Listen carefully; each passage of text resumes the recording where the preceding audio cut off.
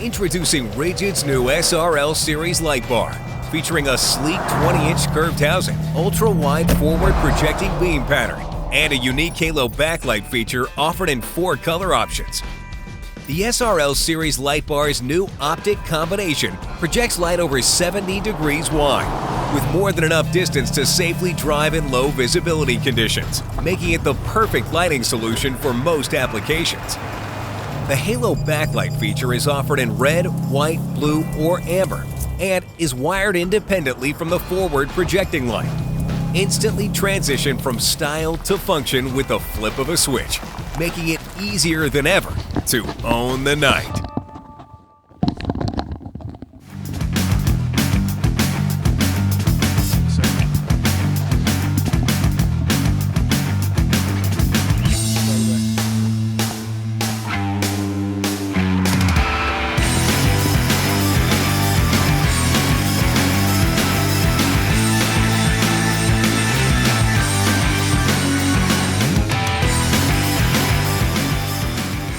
Coming to you live with a full stomach of tacos, George Hamill and Cody Sanders. This is The Dirt Life Show. Yeah. We got episode 7 of The Dirt Life Show. We got this episode dedicated to moto. We got Justin McMurrich in the studio. Hey, Justin, how's everything going today? It's going good, man. Not too bad. Right on, man. We got Casey Peck in the studio. How's it going, everybody? And, like I said, we're dedicating this all to moto. And I think moto is a really important piece of all of our lives. And, it's just really cool. It's cool for us to revisit all of these good memories. We were talking before the show how much fun we all had racing on mini bikes and 125s and 250s all the way up to Supercross. And we're going to even be able to talk to one of my childhood heroes, a guy that you said you despised a little bit because he was so fast. No, David Pingree. He beat me pretty good for a long time. Let's talk a little louder, Justin. Let's introduce yourself, Justin. I'm Justin McMurrich. Been playing around in the dirt life since I was a little kid. Started racing dirt bikes in the 80s and turned pro in 93. And did it as long and as hard as I could. So. Well, you were definitely somebody that I looked up to. I didn't start riding until 1989. That's when I got my first dirt bike, and you had already had a couple years under your belt at that time. And I remember going out to the track, like before I even got the dirt bike, my dad was like, "Okay, well, we got to show him what it's about." So just like if he gets scared, maybe he's gonna be like a pussy and he doesn't want to race, you know. So they showed, and I saw you guys cruising around the track, you and a couple of other fast guys. And I was like, dude, I want to be like that guy. Yeah. Like, he is so fast. Like, and your style, you always had the nose down. You were like, it was just so cool to see. Like, especially for a little kid that, like, just listening to the dirt bikes and just like, I was like, oh my God, this is the coolest thing. You know what I always remember is your graphics and your numbers. The bike was just always perfect. And, Pops is out there with the little pump-up sprayer. I remember all that. And right. Same thing. I had the same want and desire to know that guy and come up the same way. I think it's if you really care about something, there's a passion that you have for it. And I think looking good makes you feel good, makes you ride that good. whole Nick Way vibe. Yeah, absolutely. I think there's a lot said behind that. I mean, yep. If you look horrible, sometimes you don't look so good. There really is. Like, and I always used to tell everybody that, like, when I moved into the side-by-side racing stuff, off-road isn't the same as dirt bikes. Dirt bikes is all about cool factor, right? And off-road isn't. It's just about, like, just a whole bunch of shit thrown together, kind of. You know what I mean? Yeah. And making sure that you can get on the trail and go out and do whatever. But I was like, no, I'm not going to I'm going to bring the cool I want to bring, like, cool shit to off-road racing. I want to make it look cool. I want it to be more moto. And dudes like Jesse Nelson are doing that now with, like, cool moto number plates on their side-by-sides and stuff. Like, I love that vibe. Oh, and it looks great. I think it looks fantastic. Well, you started that for us. By having all that cool shit. Like, it was like, dude, like, we really want to be as fast as him. We want to look as cool as him. So, when did you start riding? Like, what? So I started riding when I was around 3. I remember my dad I had a little CR500, and my dad used to jog down the the wash with me because he wouldn't let me ride alone. Really? So my dad used to jog up and down the wash when I was a little kid. So yeah, I started riding when I was 3, and I fell in love with it right away. It's what I always wanted to do, and hard to explain. It was just something that this is what I love, and still to this day, at my age I am now. I don't think it's hard to explain for us, but like maybe some of the people that don't know, like if they're just wanting to get into dirt bikes and stuff like that. But tell us how it taught you stuff, because I know that your dad wasn't going to give you an easy ride. I know your dad well, and he was going to make you work for it. Oh, for sure. So I did all my own maintenance for a long, long time. My dad would help, but you have to learn how to organize stuff. You have to learn how to be on time. You have to learn how to work on shit. Yeah, because the fact of the matter is, if you show up late to a race, they're not going to hold for you. Yeah. The space shuttle's taking off. Yeah. Astronauts on board. I remember we were going to Paris Raceway, one of my very first times. This is in the late 80s, and we pull up and I see this start go off. It's my practice. And my dad's like, well, probably should have got up a little earlier. I'm like, okay. Yeah, lesson learned. Yeah, got it. And I don't think I was ever late to another event, to be honest. So that's awesome. That's how you learn, man. Yeah, so trial by fire kind of thing. One of the things that I thought was so cool, and I know that Casey, because I grew up next to Casey, and one of the things that we had a very, I don't want to say it was a hard time, but it was like a trial by fire thing. Was like I thought a dirt bike just goes, right? Yeah, everyone does. Yeah, like a little kid. The whole football team thinks that the dirt bike just, right? Yeah. Why is it hard? You just sit there and turn the throttle on. Exactly. And then I'm like, oh, fuck, you got to fill this thing with gas. Oh, shit, you got to put air in the tires. And then I started realizing, like, this thing's a lot of work, dude. You got to refair the motor. You got to put chain, all this stuff. There's a lot. And that trial by fire thing is, like, we've all been through it. And I remember he used to teach me so much stuff. Like, he'd have his bike apart in the garage, and I'd have to, like, look at it, and I'd be like, what's this? What's this? Like, how does this work? Right. And I'm sure you had to go through that. Did your dad help you with it? Yeah, my dad used to do my top ends for me, but he teaching you? He made sure I was with him. You know what I mean? Like, we did them together. 9 times out of 10, I was in the garage with him, and we were both doing stuff together. And that's kind of how I learned, was watching my dad. So it just worked out. How does that translate into you have a very good family now? Yeah. You got 2 boys, a girl, and a wife and 3 kids, and been married since '97. So. And how does that translate into what you do with your kids?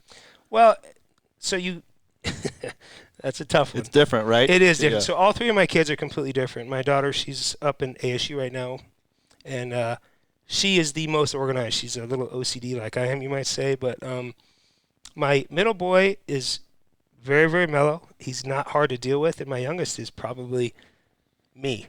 Yeah.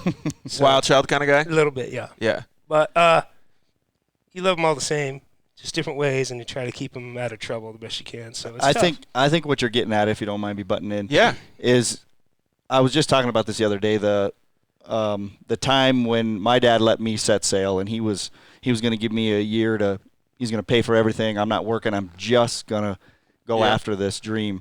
And when I think back, I think, man, at the pinnacle, I didn't go anywhere near what some of the guys did yourself, but getting to that point and he wasn't there was a bummer, but he was doing it for me. Right. Sure. But as I reflect back, there's so many weekends that I would never trade for a second. I'm sure it's the same way, George, where you think about those, you had a loss or a hurt or a break or whatever, and that long drive home, those lessons that Dad was teaching you didn't really realize it at the time, but I think back now, and I think what you're getting at is I wish I could give that. Yeah. You know what I mean? Sure, yeah. And I think we do in our own way, having kids is you do the best you can.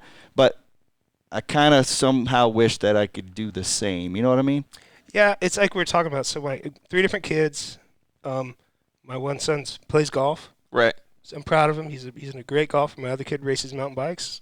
My daughter's up in college. So it's like you try to give them a little piece of you. You know what I mean? So they can take it with them on life, and that's all really they can do. You just raise them the best you can. And I think it's so cool to hear those things. Like, for me personally, like, I don't have children like you guys, but I really like to hear those genuine, focused stories of, how do you even say it? Like, just a lot of effort given back to the kids because of what you were focused on. Sure. You know what I mean? You're not a helicopter parent, but you're also not a parent that just lets them sit on an iPad. Right. No, You know what I mean? Like, as That much drives me as nuts. that might help them in certain situations, if the kid's going to be a computer scientist or something when he grows up, he needs to be that. But the dad maybe levels it or does whatever. But there's a big, I don't know, disconnect in my opinion, just my opinion. And some people might say otherwise, of people not being able to focus enough of their life on their children. I got to go to work. Right. I'm going to go out with my friends. Can somebody else do but you guys aren't like that. You learned from a young age that that's not the way to do it. Well, it's almost like you're saying it's all about the dirt life. We were outside, riding our dirt bikes our whole lives. Since I was a little kid growing up to You didn't have a dirt bike track or a bicycle track to go to. You built your own. Absolutely. Right. Yeah. Absolutely. Yep. We did. And actually, Yep. Casey had one in his front yard. Went there many times. Yeah. And so those kinds of things are really like stepping stones for the rest of your life, because now you know that if it doesn't exist, you have to build it. And one of the things that I've learned in all these recovery processes, we'll get into both your guys' stories, but we actually just talked about it. I'm trying to be my own doctor. I don't have a guy that's looking over me to be like, hey, we can go do this. Here's another idea. Here's this that we can go do. Like, I got to be my own doctor, and I go pick and choose all these people to see, and half of them don't know shit. Right. So it's like, okay, finally I'll find one doctor that can help me, but that's not what you're teaching. Like, you're teaching you have to control everything. You can make everything better for yourself, and you're showing them that. I mean, that is so fantastic. Like, whether you guys realize what you're doing on a daily basis or not, it is freaking awesome. You're still giving those same lessons that Pops was giving me, on the ride home Just from in a different way. From the track. Yeah. It's just different. Whether it's helping with homework or Right. Whatever it is. We're showing these children how to take charge of their own lives without they have our help. They'll always have our help. Right, We need absolutely. you need to make your own path, and you need to follow it. And that's where I like to usually start off the shows, is I like to start them by saying that the dirt life does really teach a genuine capacity for growing up, for teaching children, for loving, for creating new things, for managing things in your life, all kinds of stuff. For sure. And it's kind of hard for people that didn't grow up the same way we did, but I'd like to share that. I really do, because it's made a huge impact on all of our lives. It even affects the way I dress to this day. You know what I mean? There you I go. mean, how often did we wear gear that didn't match? Or, Right. I'm just Yeah, like, never, right? yeah. It just if that, Look at that guy. Yeah, he's not even wearing the same brand. Right. Yeah, Right. So it really, surprisingly, does a lot for you. It really does. And like I said, it just teaches you so much. But so one of the things that I wanted to do was, before we get into all of our topics and stuff and thanking our sponsors and everything, I really wanted to thank both of you guys for coming in. First of all, you guys both have busy lives, jobs, working at the fire department, Yep. working at Sturgeon, and all these different things that you guys have to do with your family, taking time away from them.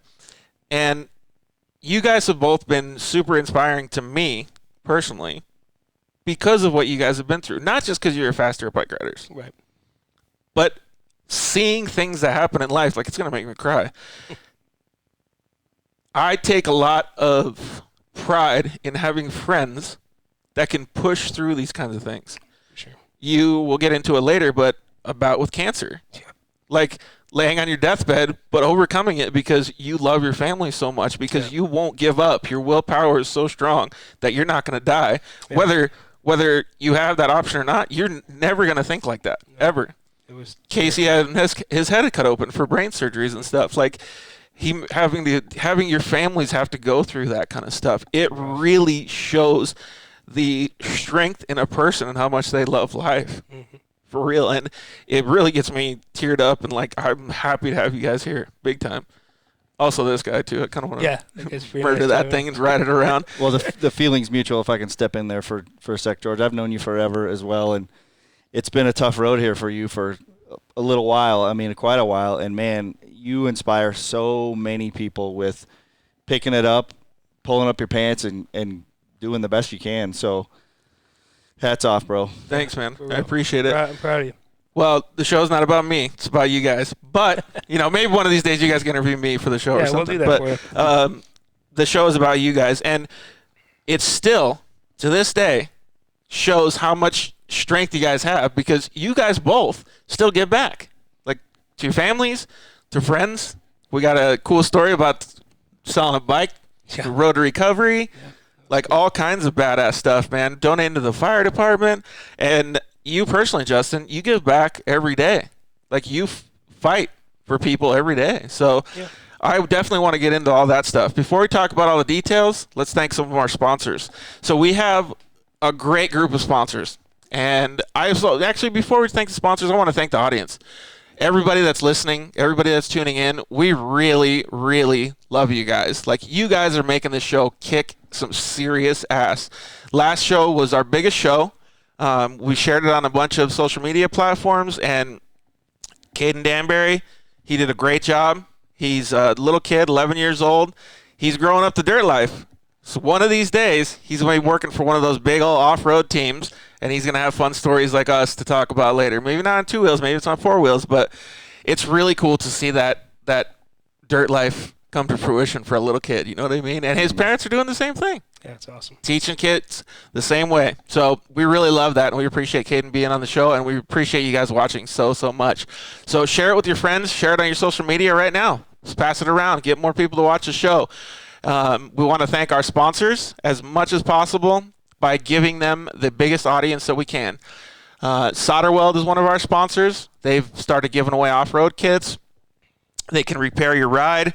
They have some really badass products. If you didn't see our last show, go check it out. They got a product review on there. We got Fuel Wheels. They make some really, really cool stuff. They have some new cool stuff coming out for 2020. They are just a badass company, man. I don't know if you've ever seen their wheels, Justin, but they make some rad truck wheels. Yeah, they're pretty tricky. They make some rad UTV wheels, and they're a big company with a great heart. So Shock Therapy, those guys do amazing shock work. They can do all your side-by-side needs, and yeah, man, they just have so much experience. Rigid Industries, they're just a great company too. The head of marketing over there, Brett Carpenter, he's got a special piece of my heart for the rest of my life. He pretty much saved my life, so yeah, so he's always going to be a good buddy of mine. And we're going to get tacos soon, too. So that's cool. And Zollinger Racing Products, they make bitchin' radius rods and all kinds of cool stuff for side-by-sides. They have, I talk about it every show, man. They have all the cool CNC equipment. So everything that comes out of there is like a freaking diamond ring for us boys, you know? So thank you to all of our sponsors. We really appreciate them very much. The show wouldn't happen without them. And like I said, the audience, we love you guys. So, Justin, tell us about your motocross career. Well, like I was saying, I started riding when I was really young. It didn't take me long to be like, this is what, I'm a kid. I'm like, this is what I want to do. Yeah, so, how cool is this? Right, this is the coolest thing. And On Any Sunday had a lot to do with it. Remember that old movie On Any Sunday? Oh, yeah, that was awesome. That was such a great movie. Yeah, chime in if you've seen the movie On Any Sunday. Oh, gosh, that movie's still a classic. But so for whatever reason, I just felt like that was what I wanted to do. I mean, I played a lot of other sports as a kid and stuff like that, but my heart was in moto, and once I realized that I could be... What was one of the things that attracted you to it? Honestly, I always wanted to do it since I was a little kid. Was it like an adrenaline rush or something, or was it just like a cool factor? I think it's still to this day, when I ride, I'm just happy. It makes me happy to be on a bike. Did you see somebody, did you go out to a local motocross track and select we saw you? Funny story is I excuse me, I started watching moto. It was hard to watch on TV in the 80s, right? But I remember watching David Bailey.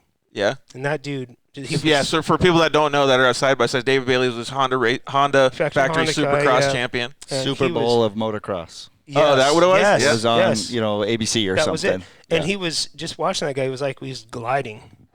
And I was like, man, I said, that's what I want to do. Oh, okay. So he was the first guy that inspired me. And then sadly enough, in late 86, he broke his back and was paralyzed. And I was like, oh, no. You know what I mean?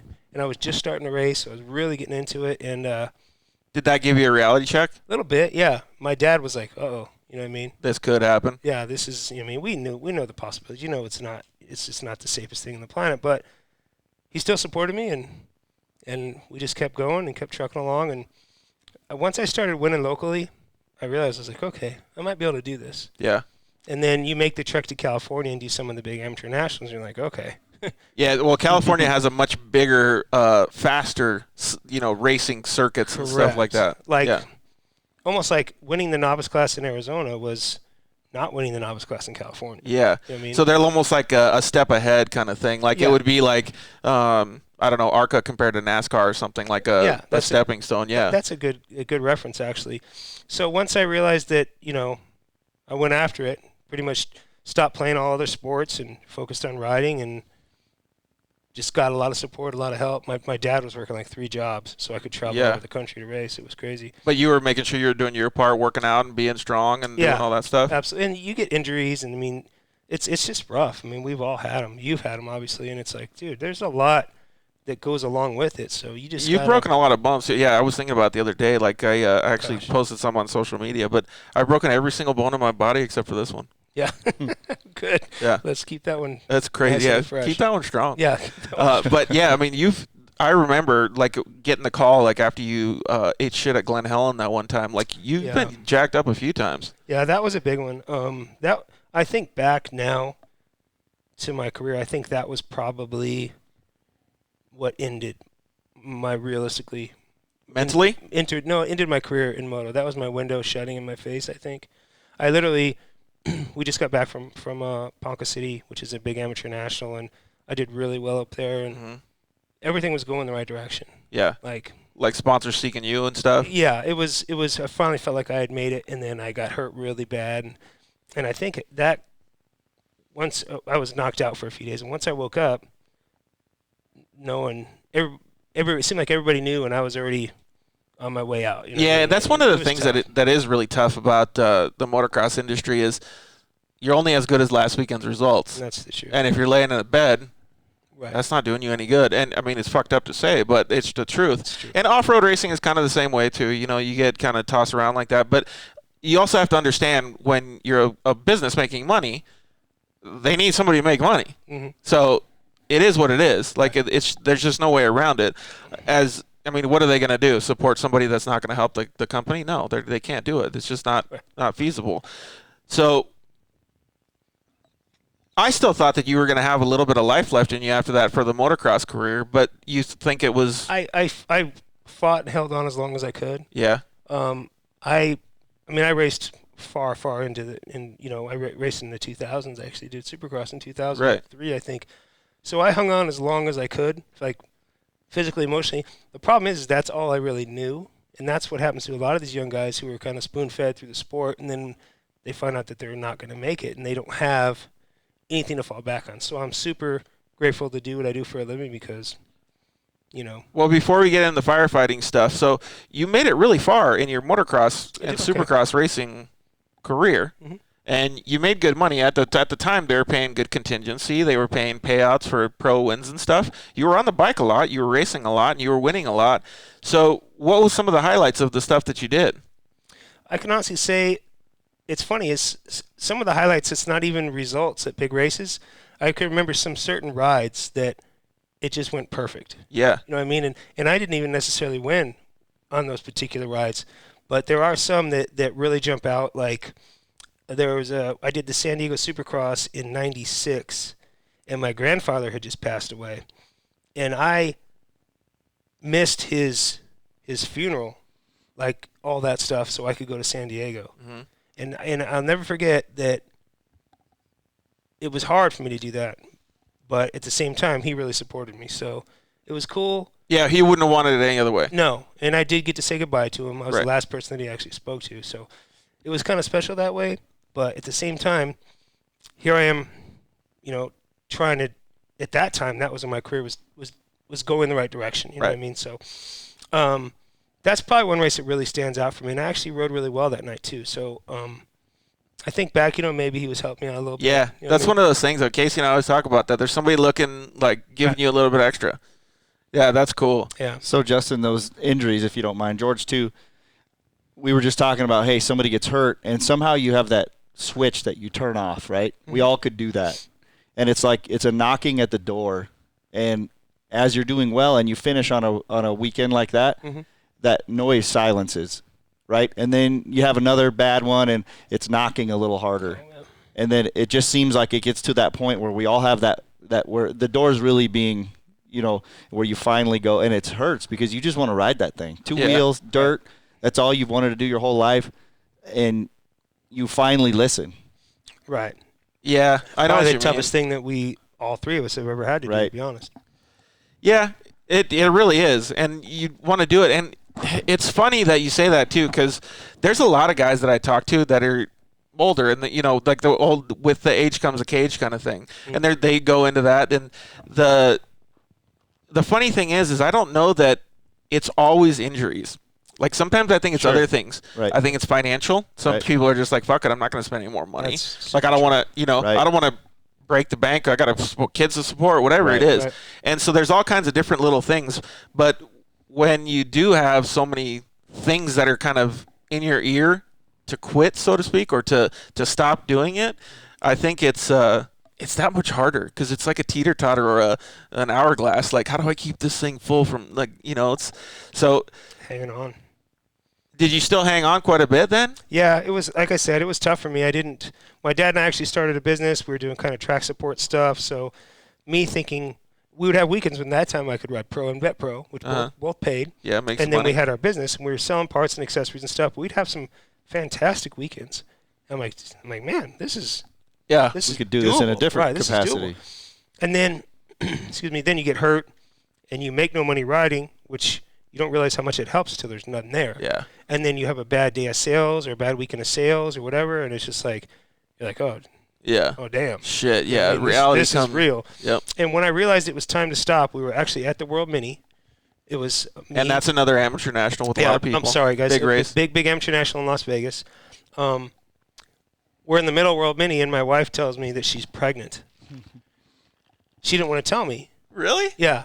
You were in your zone or No, what? I kind of dragged it out of her, but I found out that my wife's pregnant, and I'm like, what a reality check. And I was thinking, I can't raise a kid on an income like this, so it was just time to grow up real fast. You know what I mean? And that's the way it kind of hit me. So, and then again, I'm stepping back. I'm like, okay, what do I do? I don't have anything. What do I do? So it was tough. Yeah, it makes sense. You became an electrician. You know what I mean?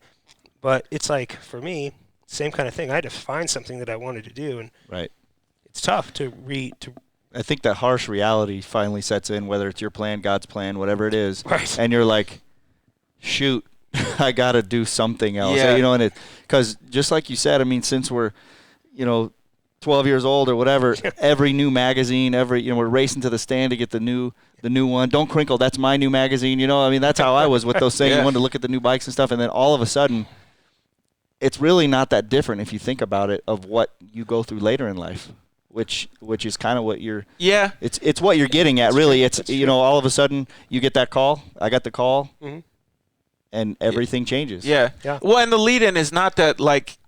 You don't have to change. Like, people are so people don't change. You know what I mean? Like, right. you're going down a path, and you're going to stay on that path, but you can adjust. Right. And we've all adjusted our whole lives. You adjust every corner. A rut gets blown out. You adjust the next lap. You don't look back. You always look forward. Right. Right. Never look back. So you're not looking in the mirror. You're just going forward, and you're adjusting. And those dirt life qualities that we've been raised on make a big difference in those things. So that's kind of where I was leading, is like, what made you adjust into what you're doing now, being a firefighter? I think it's the same kind of discipline. It's like, you have to go after something. You got to be like, all right, this is what I want to do. A firefighter is not a trait to be a slouch, though. Right. Dude. You got to focus. And I can tell, honestly, probably the two hardest things I ever did in my life, other than being a father, was turning pro on a dirt bike and getting in the fire service. They're both kind of the same. You mean very, like they very both hard. kicking the ass? Like, yeah, it was hard, and it didn't happen for me right away. I got guys I work with. They made it the first time they tested. I remember it was quite like you had to put in a lot of work to get in there. Oh, for sure. And you also have to wait too, right? Well, yeah, and every hiring process is different to a certain extent. Like, some departments hire every year, some departments hire every other year, and to me, I didn't care what my shirt said on the back. I just wanted to get in the fire service, so I tested anywhere and everywhere. Did you know what it was going to be like when you went in there, or did you just? I had a pretty good idea. We all know, Ron Watmore, and I did a couple ride-alongs with him, and he worked for the city, Tucson Fire Department. So I did a couple ride-alongs with him, and I really, really enjoyed it. Like an apprenticeship kind of thing? Yeah, you can ride along. Basically, you have to sign all the paperwork and stuff, but you ride along and you just watch. Okay. So you go into the calls with them and you watch how they do their job, and it was fascinating. That's cool. So it really intrigued you. Absolutely. That was probably a good transitionary person, though, because he raced too. So for people that don't know, Ron Watmore is a dirt bike racer, and he's also a fireman. So that was probably a good thing that you went with him instead of just a guy that didn't, because then he wouldn't have that same relation to you, and it may have been a little bit less intriguing to you to be a fireman. He was actually, and Ron's he actually was helping me out on my riding side of things as well. When I started racing in the 80s, he was the guy. That's cool, man. Yeah. So that's really cool that he helped you then. Yeah, it was cool. Dude, Ron is the perfect epitome of the dirt life then. Absolutely. Like, he's giving back too. He's still riding. And he's helping you too. Like, when he's helping other people get into doing something that they love. That's pretty bitchin', man. That's cool to hear. And you kind of had the same story with your, shifting gears, so to speak. Yeah, definitely. I guess for me it was a series of injuries, and you're always, you got that next one coming and whatever. And for me it was Anaheim, and did okay first time out. It was a good deal. I was there. Next one, it was awesome. I had to borrow you gave me your gear to borrow. Ripped my pants off. That's another story. But I think got injured and said, you know what, it's time to fix that knee that I've been putting off for 3 years or whatever. And surgeries weren't like they are now. That's like a 12-month thing. It's kind of a career thing. Yeah. And came back, or actually didn't really ever come back from that, and met my wife during that time and adjusted. Yeah, adjusted. And this is where I'm at. It's where I'm supposed to be. What made you want to get into that career though?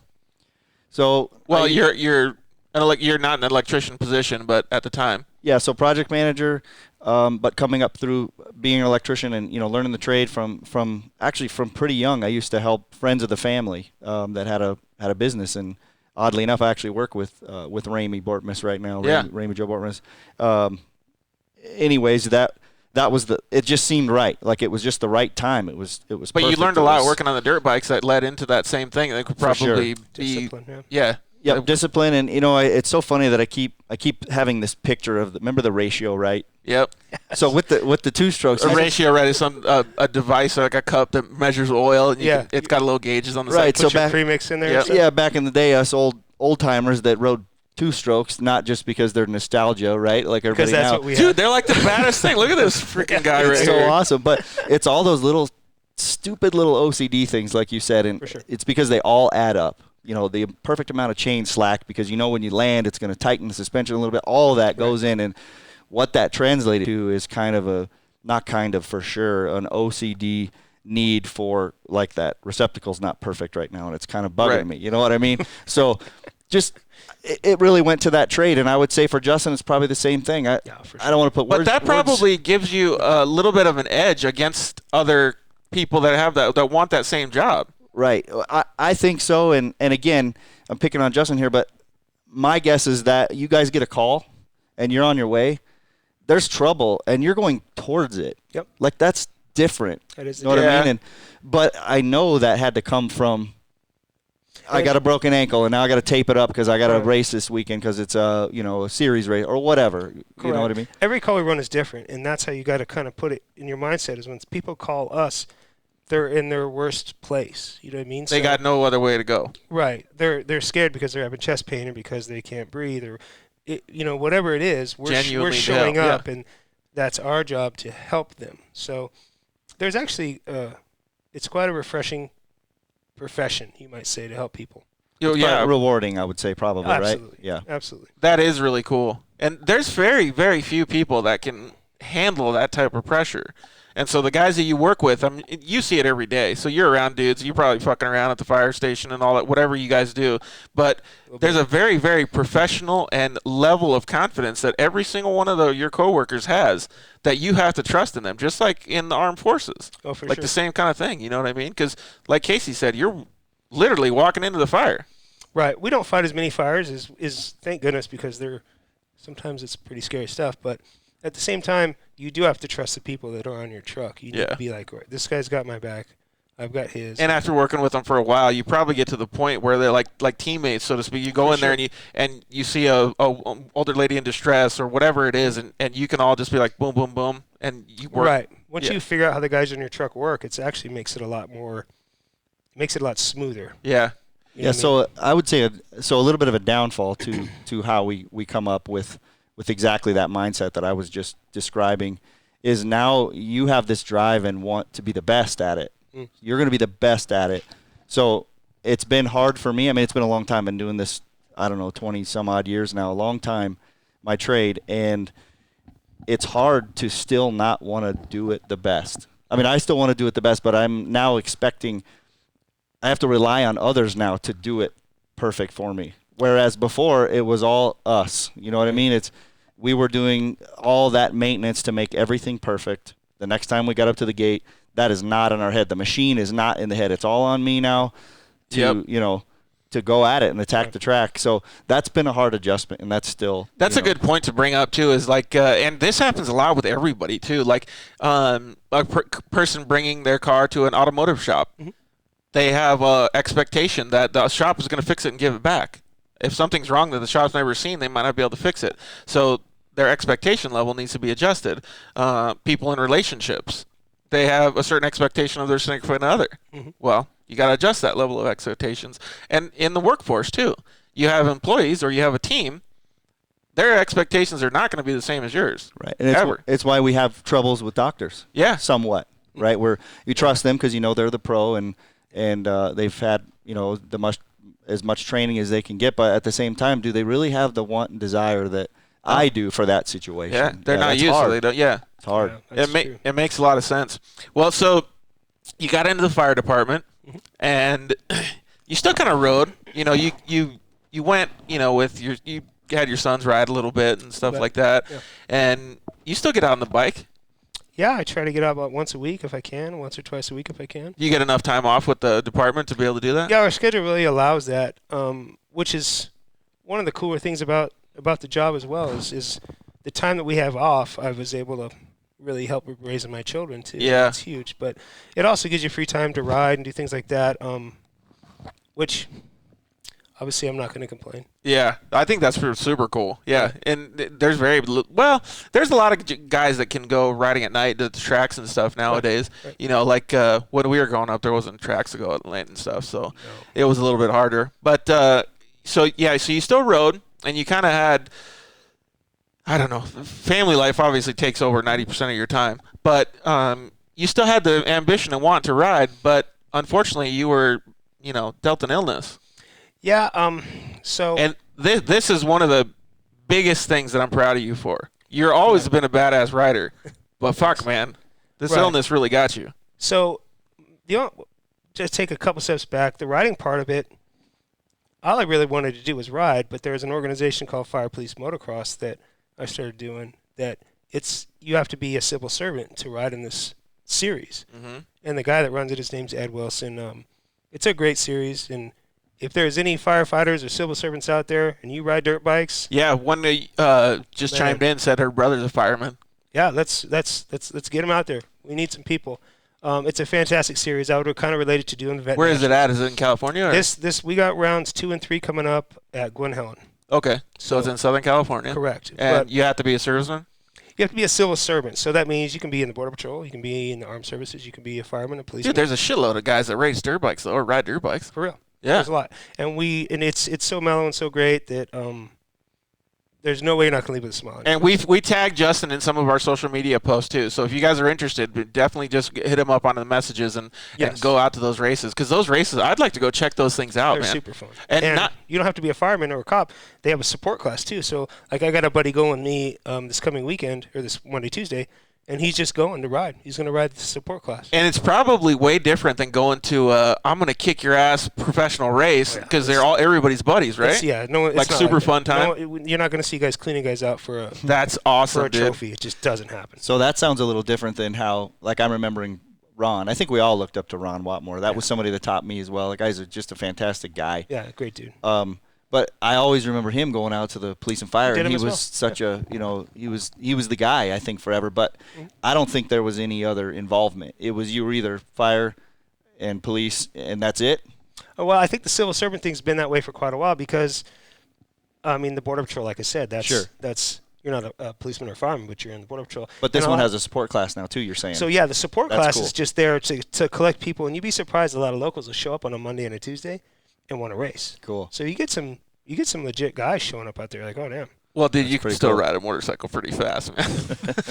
Especially that big beast. For a few laps. Before we start talking about this beast, because this is an exciting we're beast talking right about here. cancer. Well, talk about it as much as you want. Like, I know some of these things can get you a little teary-eyed, but Right. I'm telling you, man, this is no joke. Like, No, it wasn't. you are amazing for surviving this. I think I was blessed to survive it, to be honest, because there's a lot of people that didn't have what I have that have passed away. So when I think of it like that, I think there's a reason why I'm still here, because to make a long story short, I ended up getting cancer in my jaw. It was called a malignant peripheral nerve sheath sarcoma, which, I mean, that's sounds like Spanish to me too. I don't really, but I had to remember that because that's what I had. But come to find out that there's a nerve canal in your jaw, and I got a malignant tumor in that. And it started out really tiny, like the size of a pea when they found it originally.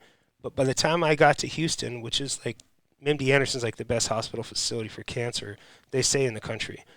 And I'll have to say that that's true because I'm still here talking to you guys because of them. But Yeah, and that's where you went. correct. Okay. So went to Houston, and by the time I got there and they did another scan on my face, that tumor went from the size of a pea to fill up this whole nerve canal.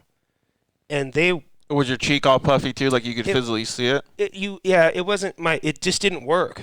Like, this whole side of my mouth was numb. Well, nerves are nerves, yeah. Right. So you could see there was something going on. But the scary thing is I was in my early 40s, and I felt like I was in really good shape, and blah, blah, blah. And this doctor tells me that I have a stage 4 cancer, and I've got You were also saying that your life was going to plan, so to speak. You were really happy with your family. You were happy with the way things were going. It was like, hallelujah, I got the good life going. Like, literally just talking to my wife and saying that life doesn't get any better than this. Yeah. You know what I mean? We got the best life, the best wife, the best family. We just moved into our new home. It was just... And then, great, yeah. And then the next thing you know, you're getting smacked across the face with cancer, and it's like, uh-oh. Talk about a reality check. And they gave me a 10% chance to survive, which was horrifying. And 10% is basically like writing your own check. Like, that's like, no, sorry, dude. yeah, it was because of how aggressive it was and just scary, just period. I mean, it's hard to explain, but when you think you're going to pass away, it's just...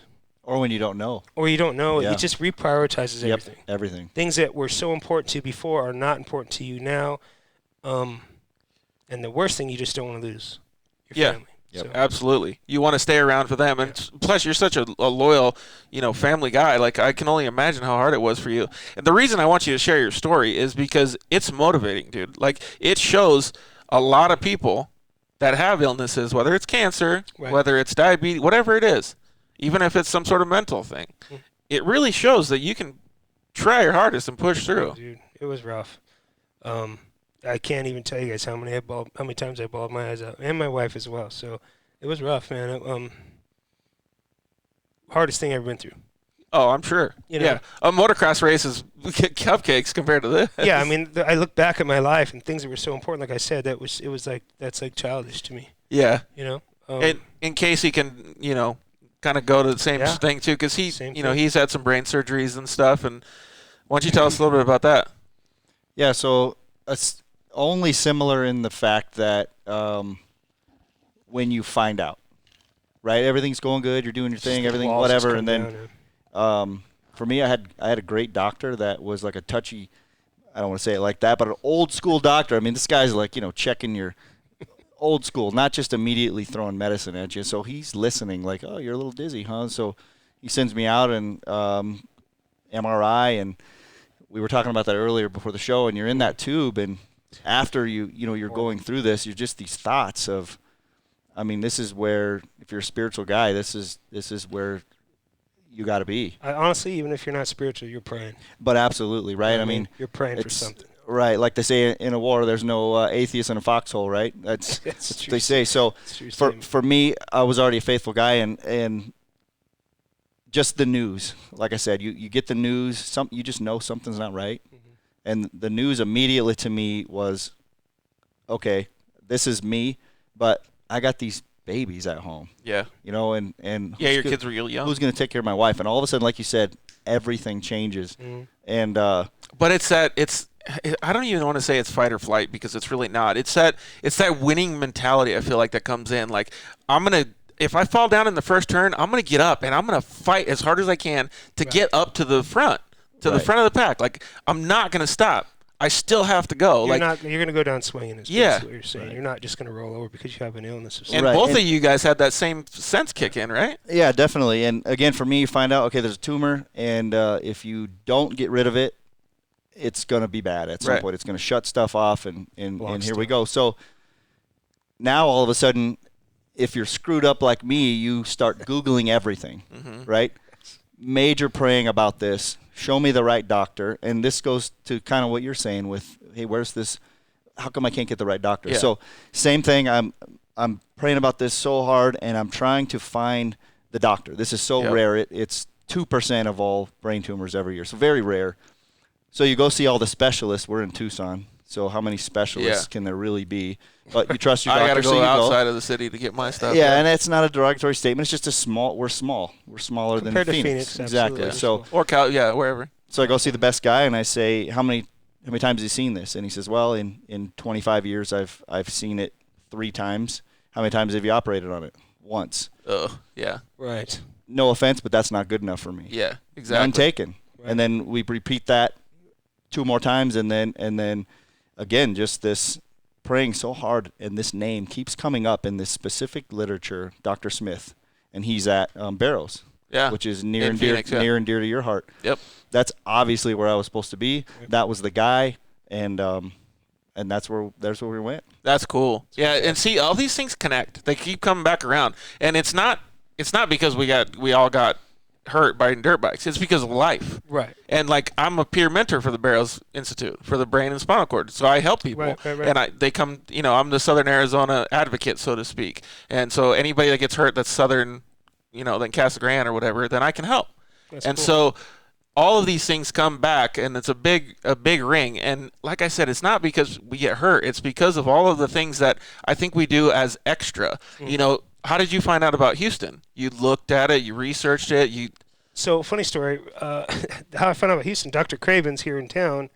He's the one who biopsied my tumor and told me that it was malignant. Mm-hmm. It took us 13 months to find that out. Once we found out it was malignant, Craven's is like, if you were my brother, I would have you go to Houston. Oh, gotcha. These are two, my wife and myself. Were you speaking to him at a different level than he would speak to a normal patient, or he was that? No, he just like we're talking right now. Okay. Super, super nice guy. And, but my wife and I, we don't know anything about cancer. Right. Not a single thing. So, and when your doctor, the guy that would be doing your surgery here in town, says that you would go to Houston if he was your brother, you go to Houston. Right. Mm-hmm. Makes sense. So, obviously doing our research and this and that, found out that Houston's MD Anderson, it's fantastic. It's really good, blah, blah, blah. And, that's where we ended up going, and like I said, I'm thankful for it. Well, I can only imagine how difficult it was through the whole process, and I don't like talking about a sob story for myself, so I'm assuming that you don't want to talk about the sob stuff, but dude, fucking A, you're still here. Right. No complaints. I know that you and your family had some tough times, and they were supportive as heck, but... Like I said, we have 3 kids, and like what Casey was saying, I'm not going to leave my wife by herself, raising my 3 kids. That's... I would just couldn't see it. Well, dude, good for you for kicking ass, man. Thanks. That's really cool. And same with you, Case. Like, it's all, everybody's got their own story and journey, but man, you pulled through. That was super cool, dude. Super lucky. We got to talk to Dave in a little bit, but let's talk about this bad boy here. So, like I was saying before, I wanted to transition. You still do ride a little bit, even with the cancer. And I don't know if people can see it on the camera, but you still, you're kind of like, I have some stuff fucked up with my face, and you still have issues. I got crooked face. But the thing is that doesn't bother you. You're just like, you know what? This is the cards that I was dealt. Like, this is me. I'm still here. I still got my family. I'm still going to go ride. I'm doing all this. I got a cool butt chin now. I'm bringing that back. Cute, man. It looks cute. Your wife probably makes fun of you, huh? No, she's actually probably the sweetest person about it. Oh, really? To be honest, yeah. Well, she thought she was going to lose me, so she's... Yeah, Katie cherishes it all the time. Huh? Right, yeah. That's so cool, man. Everything's working out. That's awesome, dude. Well, so she probably supports you riding, huh? She does. She wants me to be happy. And people that can't see it, just because I'm sitting here, you got the Golden Ranch Fire graphics on that bad boy. That's my department. Woo! Go to Ranch.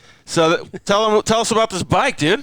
So I bought these. Well, tell us what bike it is first. So that's a 1993 CR500. That's an older two-stroke. So Big dog. yeah, they stopped making them, but they don't make them any bigger than that. So for people that are into dirt bikes or side-by-sides or whatever, a normal, like a brand new 450 is like driving an electric motorcycle compared to something like this. Like, this thing will rip your arms out of socket. They're ridiculous. Like, these things are badass. You have to ride those with like a certain kind of calmness. Respect. Right. You have to respect the power, because if you don't. So there's a lot of guys that are on side-by-sides and stuff and that watch the show.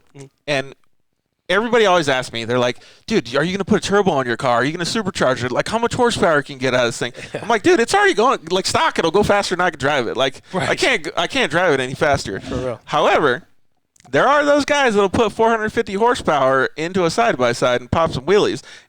Don't get me wrong, it's bitching. Right. But it's not something that I need. But this is something that I could probably deal with. You would, and knowing how you ride, you would actually ride that really well. Because you can, lug it around. Casey, you too. You guys ride a gear tall like I do. Yeah. And you're not clutch guys. heavy. Yeah. You can't be a clutch guy on that bike. You just can't. First of all, the clutch is, it'll pump your arm up in 2 laps. The thing is ridiculous. So a CR500 is like riding a freaking Harley Davidson on a motocross track. Yeah, it's a big bike. Well, you did a fantastic job on these things, and you redid 2 of them, right? I did. So I had this one, and then I had a 1992 CR500. And the guy we're going to bring on, Dave, we were talking at one of the Fire Police races. It was the Christmas GP, and he was just telling me, he's like, I've never done a 500. We were just talking on his garage rebuilds. He does Racer X garage rebuild stuff, and I was like, I'm like, Dave, that's crazy. I said, I brought my 500 that I built, and it was just this one. And we went over and looked at it, and we started talking, and we just kind of were kicking things around. And I said, I have another 500 that I can build. And he's thinking, and I'm thinking, we're like, what if we build 2 500s? You put your department on yours, I put my department on mine, and we test them and ride them, and then we eBay one off for a cancer foundation or a fallen rider foundation or something. We give the money away. What a cool project. Yeah, it was That was is really cool. It was just like that. It happened that fast, and one of those napkin things in a restaurant. You know what? It was almost. We didn't even have a napkin. It was that simple. It worked out so well. We exchanged. I mean, I already had Dave's number, but he got me in contact with this guy Jay Clark, who edits a lot of the Racer X stuff, and I got in his ear. He got in mine. We shot some things around, and the next thing I know, especially with the popularity of 2-strokes, I'm sure he was like, dude, hell yeah, let's do it. Yeah, the 500s are, people want them. It is insane. I remember when they couldn't sell them. Yeah, it's like the Holy Grail. Right. There's a couple of stories there that super short. I always wanted to ride one. I always sat on it and monkeyed around on it, and it was I was so little I never wanted to ride one. It was like we're at the track. I mean, we see these same people all the time that are riding this thing, and I want to ride it, but I don't, Right. And it's like if you can start it, you can ride it, and that went on for years. They're hard to start. One particular day, I started this thing. You're like, uh-oh. It scared the living crap out of me. The fender's doing its thing, and I looked at him, and he looked at me, and I just went, nope, I'm not man enough to ride this thing. Well, so you guys did a little promo for it. Well, first of all, before we get into the cool factor of it, like you actually did this during, and it helped you with your mental strength during your cancer, right? It was fantastic. While I was doing all my radiation treatments and my main surgery where they took my bone out of my leg and put it in my mouth and all that fun stuff, I was at home. Instead of sitting on the couch thinking about dying, I was working on bikes. I built 2 motorcycles. It was fantastic. God, it's the best therapy I could have ever asked for. And that's a whole dirt life thing again. Like it comes, like it really kicks in all the time, man. So you gave yourself something to do, not just for you. Nope. Something that you came up with an idea for other people, and built these things in the garage. Yeah, I mean the help that I got, through Jay and sending me the parts to build these bikes and to make them look as beautiful as they came out. Pat yourself on the back a little bit here, dude. It was cool. You did all this stuff. Like you built this thing and you gave back, man. That's pretty cool. Yeah, it was fun. It was a great time. What did Katie and the family think of it? They're like, dude. Surprisingly enough, Kate knew what it was doing to me and how it was helping me out, and I think she was super supportive on that side of it. I mean, let's be honest. I don't think her relationship with motorcycles has been that great. Well, yeah, she's seen what it did. She's literally seen me break myself into pieces. But on the flip side, she knows it makes me happy, and that's what she wants. Yeah. You know, that's what we both want for each other. Right? We want to be happy. So Makes total sense. Right. Well, and I that's watch. you guys. I mean, that's how I know you guys is from the moto life. You know what I mean? Exactly. Well, we all met at the dirt bike Right. track. We're just an extended family. And this is part of the family now too, right? Yeah, I'm gonna keep So it. what were before we get into that cool video that you guys did? What are some of the coolest things that you went through in the build process? Like everybody loves the shorty silencers. Everybody loves the cool cone pipes and like how the And what's the worst eBay story? There has to be one. So the what I enjoyed the most was after building them and starting them. Oh, I bet. Because you put all this That time first kick. and all this, and they don't start easy. Dude. These things are hard to start. Break your ankle hard to start? I start them with my boot on. Well, yeah. because I'm So not- some people may not know because it's electric. These are kickstart. yeah, and they have a lot of compression, so they pop back. Mm-hmm. And a few times if I'd have my boot on, I'm like, oof, that would have hurt. So getting them both to start was fantastic. I'm like, thank you. And then the worst part was the bearings, because the 92 they were so like seized up that I literally broke my bearing press. Oh, really? Yeah, and that thing's a legit bearing press, and I ended up breaking it because they were so seized up in there. So that was all the swearing that a human being could do. Throwing wrenches across the garage. Yeah, I'm heating stuff up and pushing the pressing and And you hearing are a stuff. firefighter, so you got all the terms. Yes. So, yeah, I would think making sure that they ran, that was probably the most enjoying thing about it. Both of them ran, too. I was like, I know one's going to run and one's not. You know, we put V-force valves on them and all that stuff, too. And you're, like, cutting the stock parts out to put these. And I'm like, oh, man. No turning back. Yeah, I'm like, I'm going to do this on this one that I'm not keeping first. Well, one of the coolest things that I think is you really put your touch on here. Like all of the stickers and all the graphics and stuff. Like you made it look bitchin', like what we're used to seeing Justin McMurrich come out with. Like it looks super duper cool, man. It came out good. And honestly, Jay Clark has a vision. He had a vision, and this has a lot to do with what Dave and Jay and myself, we kind of all put together. He's a smart dude too. Yeah. Yeah. For So sure. that's cool. And then so fast forward a little bit so we can transition and call Dave Pingree. Okay. You got to go do some riding with him with the 92 and the 93, right? Yeah, we did a thing on a Racer X garage rebuild. So it's racerxonline.com. I Racer think? X Illustrated. Yeah. And then once you get on the Racer X page, you can go. It comes up like a full magazine page, and then you can click on the videos and. Or they all could up probably pin search stuff. for the. You could even do it on YouTube. Yeah. Okay. So it's the CR500 Justin McMurrich build. And It's you can it's search two. for it on It YouTube. shows the two bikes showing, and then it says 1992, 1993. Dude, that's so cool. Yeah. And what were some of the highlights? Because you guys went out to Cahuilla, or where'd you guys Yeah, go? we went to Cahuilla Creek, and That's in Southern California. yeah, it's in Southern California. But that's one of the coolest tracks, dude. It I is- love riding there. It's beautiful. Oh, around the literally, hills. the pits are at the top, and the vet track's on one side, and the main track's on the other side. That's so cool. Yeah, it's a super cool layout too. It was fun. You guys got to shoot a video, have some fun together. We did. It went so fast. I wanted it to not go so fast. Yeah. Because you work and Good time. Yeah, and it was so fun, but it ended up being super successful. We eBayed the bike that Dave rode. We eBayed it off through Road to Recovery, which is So Road to Recovery has a special piece in my heart too, because we have Mike Young. I don't know if you're familiar with him. of course I am. Big gun. He was on one of our shows a couple shows ago. Casey and I got to talk to him. I looked up to him. Yeah, so did I. Yeah, so Awesome guy. he's a super cool guy, and he's just like he's always fighting for people. He's a You're great doing the same thing in the fire department. Dave is. We'll get talk to him about that too. And you guys were able to work together to give them some resources. Yeah, we ended up selling the bike to a gentleman in Brooklyn, New York. Oh, I'm sorry, Buffalo, New York. Sorry, Tim, Buffalo, New York, and he paid $7,500 for it. So we got a lot of money. And so you gave some of the money to the fire departments and some to Road Recovery. How did it work? All went to Road to Recovery, and it was a lot. The rad thing about it is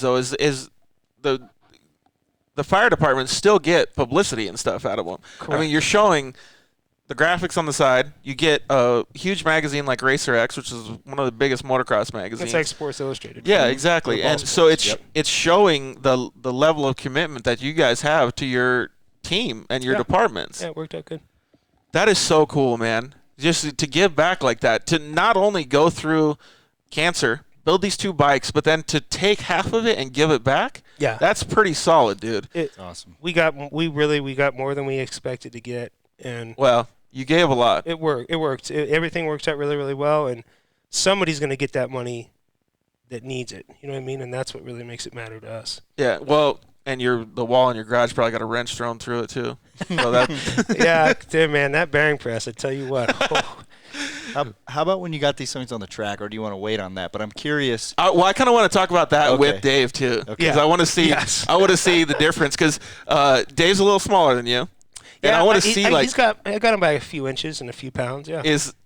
well, like, when I watched the video, I swear to dude, I thought it was gonna. Your guys are way stronger than I am, and it looked like it was hard to hold on to those son of a guns. They're no joke. Swear. Like riding a jackhammer. Kind of. Yeah, and then Dave even says he stopped using the clutch. He's like, I just kept it in third gear when I Just cruise. Yeah, and he did all the insides, and I'm like, oh man, that means I got to blow up this outside. That's way more work. Well, that's awesome. Yeah. Well, yeah. So let's send it to commercial break, and we'll come back with Dave, dude. Thank you very much, Justin. All right, we're gonna go to commercial break. We'll be right back. Have some fun with our sponsors.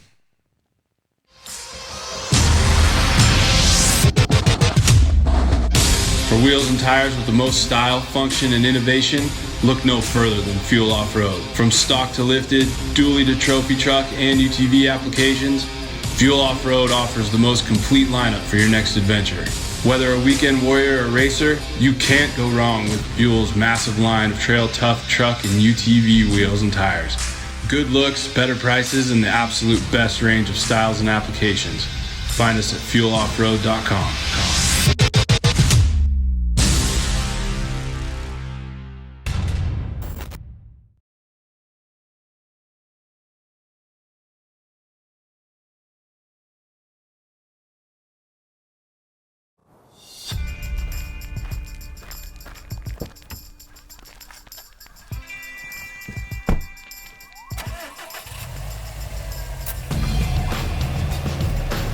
Introducing Rigid's new SRL Series light bar, featuring a sleek 20-inch curved housing, ultra-wide forward projecting beam pattern, and a unique halo backlight feature offered in 4 color options. The SRL Series light bar's new optic combination projects light over 70 degrees wide, with more than enough distance to safely drive in low visibility conditions, making it the perfect lighting solution for most applications. The halo backlight feature is offered in red, white, blue, or amber, and is wired independently from the forward projecting light. Instantly transition from style to function with the flip of a switch, making it easier than ever to own the night.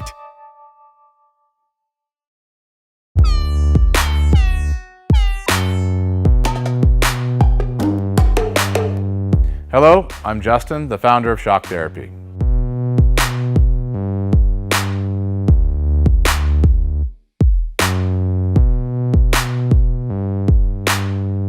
Shock Therapy has been around for 5 years, but we have personally been tuning suspension on off-road cars and race vehicles for over 25 years. We tune between 10 and 15 cars per day, every single day of the week. Our concentration is tuning shock systems and supplying components that improve the ride quality of your car in many ways. Not only do we work on the average UTV, but we also tune suspension for race teams and professional drivers.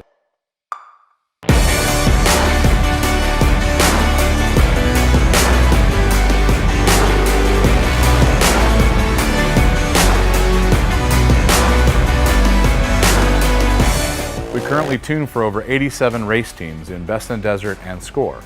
Our clients and race teams rely on our suspension components to allow them to win races and keep them safe. Suspension is a moving target. We are always trying to hit that target with every customer that we work with. Each customer's needs can be different, and we tune our kits accordingly.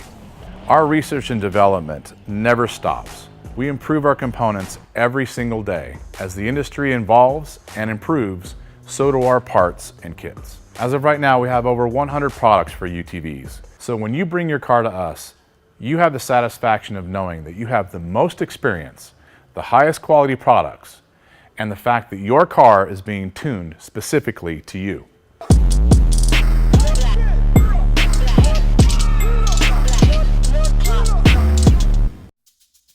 Hey guys, George Hamill here to talk to you about one of our sponsors, Solder Weld.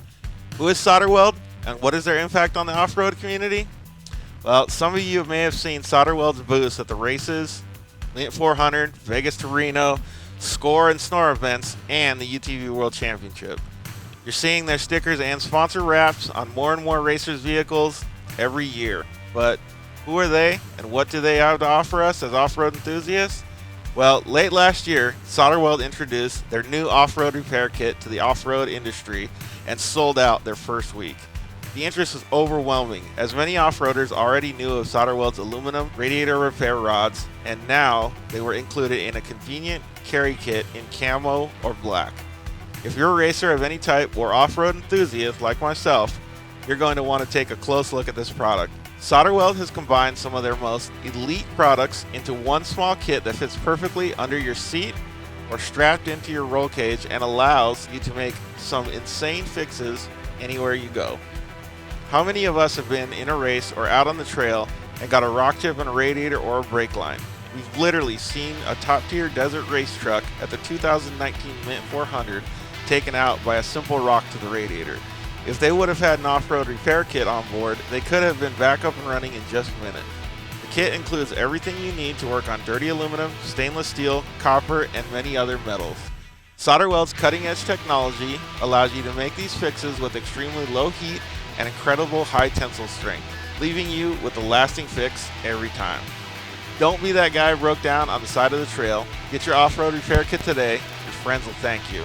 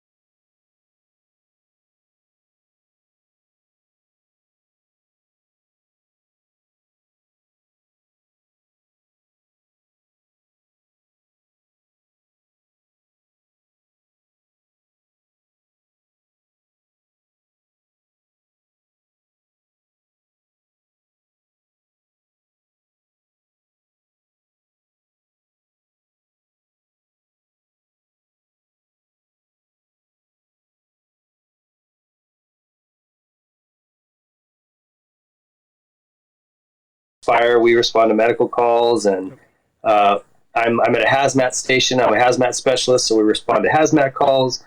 We have a swiftwater team, a urban search and rescue team. We have a helicopter program, a dozer program, a wildland hand crew program. So we can kind of do everything. That's cool. So the fire department in Southern California has really got a lot of resources. It's pretty progressive out here, yeah, and they because it's necessary. I mean, look at how many wildfires we get. We've got some really, how do you say this? Financially challenged areas that burn a lot still. San Bernardino City and Victorville, they're on fire all the time. That's nuts, dude. So you guys get called out a lot then. Yeah, oh yeah. Right on, man. Well, let's talk a little bit about moto. This is a moto show. Well, you can see, obviously, we got one of the bikes that you had a little photo shoot with. This thing is pretty badass, man.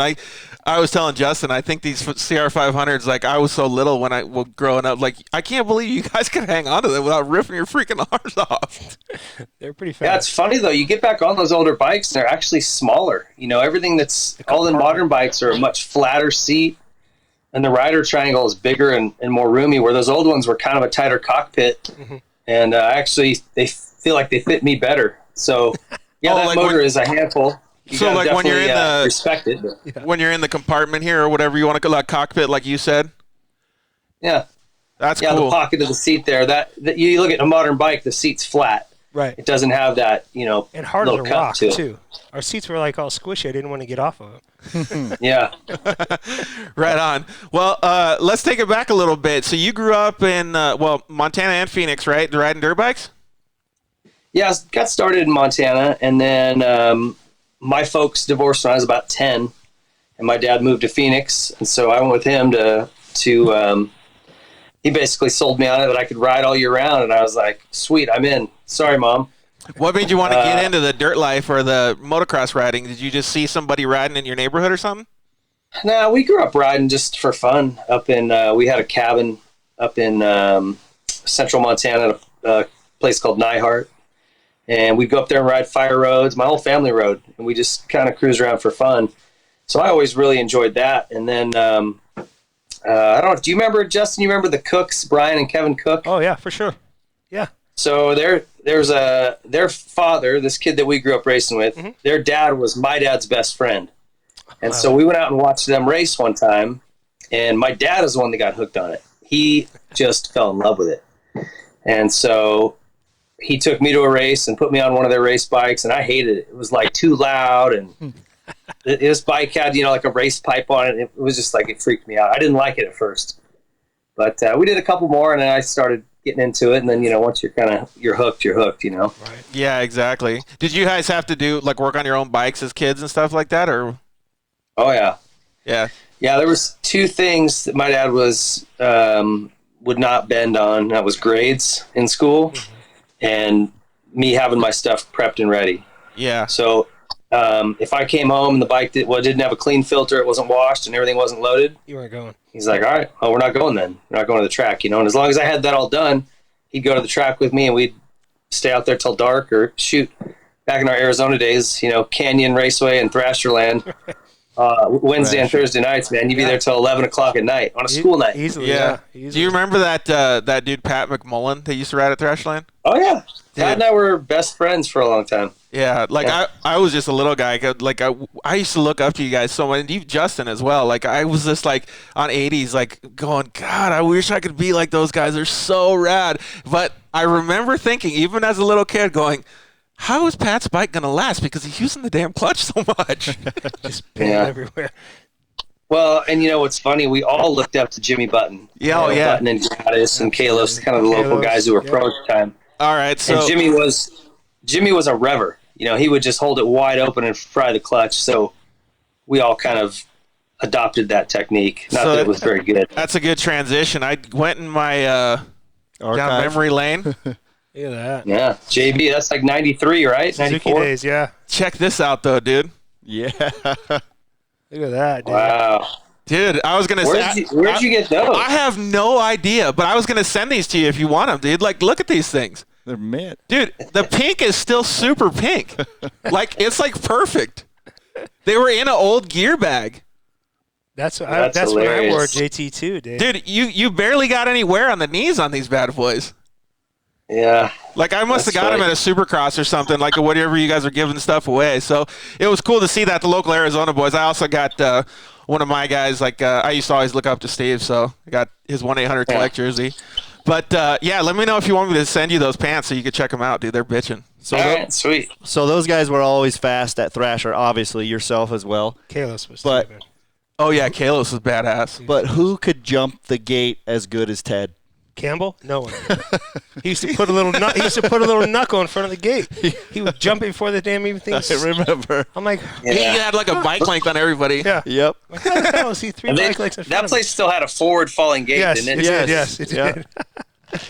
Oh, we lost Dave, so if you guys don't mind taking the show real quick. Talk about the thrash line. So yeah. That was the don't bring your new pipe track. Oh yeah. Remember that? For sure, because it was so rocky. All the rocks. Yep. Oh yeah, dude, it was bad. I know. We back? So that Ted and Anderson and McKillier, the four of us, we just would beat the hell out of each other locally. And the crappy thing is, we'd go to Ponca or World Mini or Ponca's in Oklahoma, World Minis in Vegas, and Eric would be 4th and I'd be 5th or something like that. I'm like, dude, I don't want to race you. You ride everywhere across I the go. country just to race each other? I didn't come all this way to race against you, man. I'm like, get away from me. But we could do this at Canyon. Yeah. Right. I'm like, we just did this last week at Thrasher. Alex is in 6th. I'm like, That does go to show how fast you guys were, though, because you guys were at the top of the level and still battling with we each did other in those okay. classes. Well, so here's the issue: is we always had to deal with guys like Dave, who Dave came off 80s going really fast, and then jumped right into our class. And this is like 92, right, Dave? We got on big bikes in 1992. 92. I think so, yeah. And I'm like, these guys can't get me again. I was like, I gotta get a title. I'm going fast enough, but it never failed. I had to deal with Dave Decker, Clint Latham, Robbie Renard. All those guys jumped off 80s and just beat the crap out of us. And I was like, Those are some good names, though. Yeah, all they those are. guys were legit. Yeah, You those remember- the guys you grew up racing with, right, Dave? Yeah, we had our group was like Damon Huffman. He was Huffman, maybe I a forgot. year ahead, Right. but Huffman, Decker, Renard, Mike Metzger. Metzger. Gosh, who else was That was fast? a good group of you guys. Casey Johnson. Casey Johnson. He was in there, too. Yeah, I mean, Wyndham. Wyndham was a Wasn't year he in after. there? He was Wyndham? he was younger. Yeah. Yeah, he was Okay. like 2 years younger. Yeah, I had to deal with him in 94. We got some guy that just commented in, Kenny Mash, said in 1993, Loretta Lynn's 125B, he was running 12th and you laughed him. So It would have been 92. 92, yeah. Yeah, So that was I the year didn't he know beat Loretta. Loretta. I went to Loretta's in 90 and 92. That was it. How'd you end And up I doing? won a Did you title in 92. you got a title? Yeah. Oh, Jason bitch. McCormick. 92. Yeah, McCormick got He the was stock super class and fast. I won the modified. I Yeah. was there. You were too? Yeah, that was another guy. How'd you end up doing? I actually rode the international class, which was kind of cool because What is that? they don't even do it anymore. I don't even know how it was, but I had to race guys like Craig Anderson from Australia. It was like people from all over the world. They were like they had an allotment of guys and they threw us together, and I was like, actually went pretty well. Oh, right on. I got a second in one moto, and then I was in third, and I cartwheeled, and then I blew up my arm in the third moto. Oh, man. On the 10 Commandments. Yeah, they're still there. The stupid things are still there. Yeah. That That track hasn't really changed. No, I don't think it has either. Dude, I saw some kids send it on an 80, like off the finish line, like onto a braking bump or something this year. It was huge. Yeah. That Like the track gets kids, they pretty think rough. that they do on 80s now are like what we would do on big bikes back That's then. insane. Yeah, there's so much talent out there too. That's crazy. Yeah. Do you still pay a lot of attention to motocross, Dave? Like as much as you work and have the show and different things like that? Yeah, the pro stuff I do. I don't follow the amateur stuff that closely. I'll kind of keep an eye on the big events out here, and obviously a lot of those kids are out here riding at times of the year. But yeah, I just follow the pro stuff. Are you still able to get out on bike and just so ride a lot, or? Yeah, I'm still doing a lot of bike testing for Racer X right now, and that includes riding all the new bikes when they come out, and then all the project bikes that we build. So I wish that I had more time to just go ride for fun, but That's most kinda- of the time it ends up being kind of work, even though it's fun work. You know, it's nice to just go out and have a good time and not worry about anything, right? Yeah, exactly. So- Well, one of the questions that I had for you, and it was a personal question because I always wanted to do it. You know, I made it to a certain level like these guys did, race Supercross and stuff, but I never got to be a factory guy like you did. And how was that transition from being, an amateur kid and getting to be a factory riding for some of the coolest teams? It was rad. I mean, I feel like I got to earn it. In 93, I had just Suzuki support. They gave me a few bikes and some parts, and I did I think 5 Supercrosses, and I did 1 national. I did the Glen Helen National that was the 1 40-minute moto. Yes. You know, Man. they tried that format that year. I did that one race. That Ouch. gave me the number 90 for 1994. And I got my ass kicked that year. I blew out an ACL. My bike was terrible. Like, I was struggling. You remember Brian Pryor? That's another local pro name. You remember him? Absolutely. I used to look up to that. So dude. Pryor He was had fast. quit racing, and I needed a mechanic. And he probably wasn't any better at working on bikes than I was. But he didn't have anything going on. He's like, I'll do it. And I'm like, okay, you know. So we had fun, but we didn't do very well in 93. It was a pretty forgettable season. So for the following year, I was talking to Button, and I said, dude, I have to make a change because I need someone to kind of help steer me in the right direction, and I don't know what I'm doing. I go to these races, I have so many questions about Supercross and the bike setup and You got just Randy. tactics and all this stuff. And so Randy Lawrence was working for Doug Dubach in '93. Doug retired, so Yamaha released him because he didn't have a place to go. And so Jimmy connected the two of us. He was friends with Randy, and he goes, "Hey, if you're looking for a job, I know a guy who really needs a good mechanic." And so that was a huge blessing for me because Randy was a great mechanic, for one. He was really good at bike setup. He got me connected with Pro Circuit, which, at the time I had like Race Tech doing my suspension. I had Bill's Pipes building some of the motor. Jerry, what's the guy's name? Jerry Hall. Remember him? Yes. He was an engine builder in Phoenix. He built my really motor sharp in '92. Yeah, a really sharp guy, but I had too many people trying to throw stuff on my bike, and it was just a big hot mess. Mm-hmm. So Randy took me to Pro Circuit. We rode one of their customer setup bikes that they had, and it was like so much better than what I was riding. So that was a really big step for me. In '94, again, I had Suzuki support. But I was spending my money really to go to the races. So I did all the West Coast Supercrosses, and I had money to go to 5 nationals. And in those 5 nationals, I was top 5 in 3 of them. Wow, that's great. And Supercross, I was top 5 almost every weekend. Huffman and Rhino were winning. Decker was up there a bit. There was a couple other fast guys, and I kept getting fourths. I was like fourth and fifth the whole series. But consistent enough that it caught the eye of Mitch Payton, and I was using his stuff at the time, so I was kind of developing a relationship with him, and fortunately it worked out. So I was with Mitch for 3 years, then FMF Honda, then Suzuki, then KTM.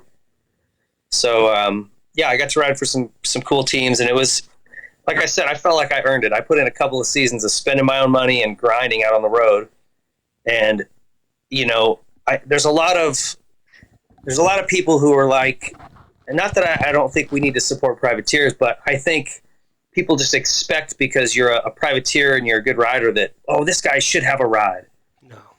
Well, no, you should go earn that ride. Like Yeah. if you can't get up there and race with the guys that have support on whatever crap bike you put together, then, you're not going to get that shot. That's just the way the world works. Yep. So it was really cool to be able to do that hard work, struggle, and then, get those good rides. And I didn't achieve nearly all the goals I wanted to, but, I won some races and competed for some championships and had a good run. We were proud of you, man. You made us proud because we grew up with you, and you made it as far as we were concerned. You know what I mean? Yeah. Definitely. Well, titles are tough, man. I mean, I think Gaddis is the only guy from Arizona that I know of that's ever done it. So, right. A lot of good riders that come out of there, but championships don't just get handed out. No, and I don't even think Gaddis was the fastest of the guys that came out of Arizona, to be honest. I think he just was in the right place at the right time. Yeah, there's definitely been some good dudes that come out of Arizona. Oh, for sure. Yeah, to kind of go along with the theme that you're talking about, I really think that, well, first of all, you grew up a certain way and you worked for it. You knew you had to work for it. And so a lot of the same stuff goes along with our audience. Our audience does a lot of off-roading, side-by-sides, buggies, and trucks and stuff like that. And I got my Yamaha contract with hard work and effort. It's a lot different nowadays, but I went out and I put in work for 2 seasons. I got, top 5. I raced with Dustin Nelson and those guys, and they ended up being, quote unquote teammates. It's not like the same as motocross because you're kind of operating your own team, but we were Yamaha partners and stuff like that. And you really can't do it without putting in that hard work. And there's so many people and so many kids, especially in the off-road community, that have either what we call daddy's money or spoon-fed or whatever it is, and they all do the same thing as what you were just saying. They feel like they're supposed to be given something or they're entitled because they go and they race these cars and stuff. And I think the guys that really do end up succeeding, and even nowadays in motocross, are the ones that really work their asses off and appreciate it.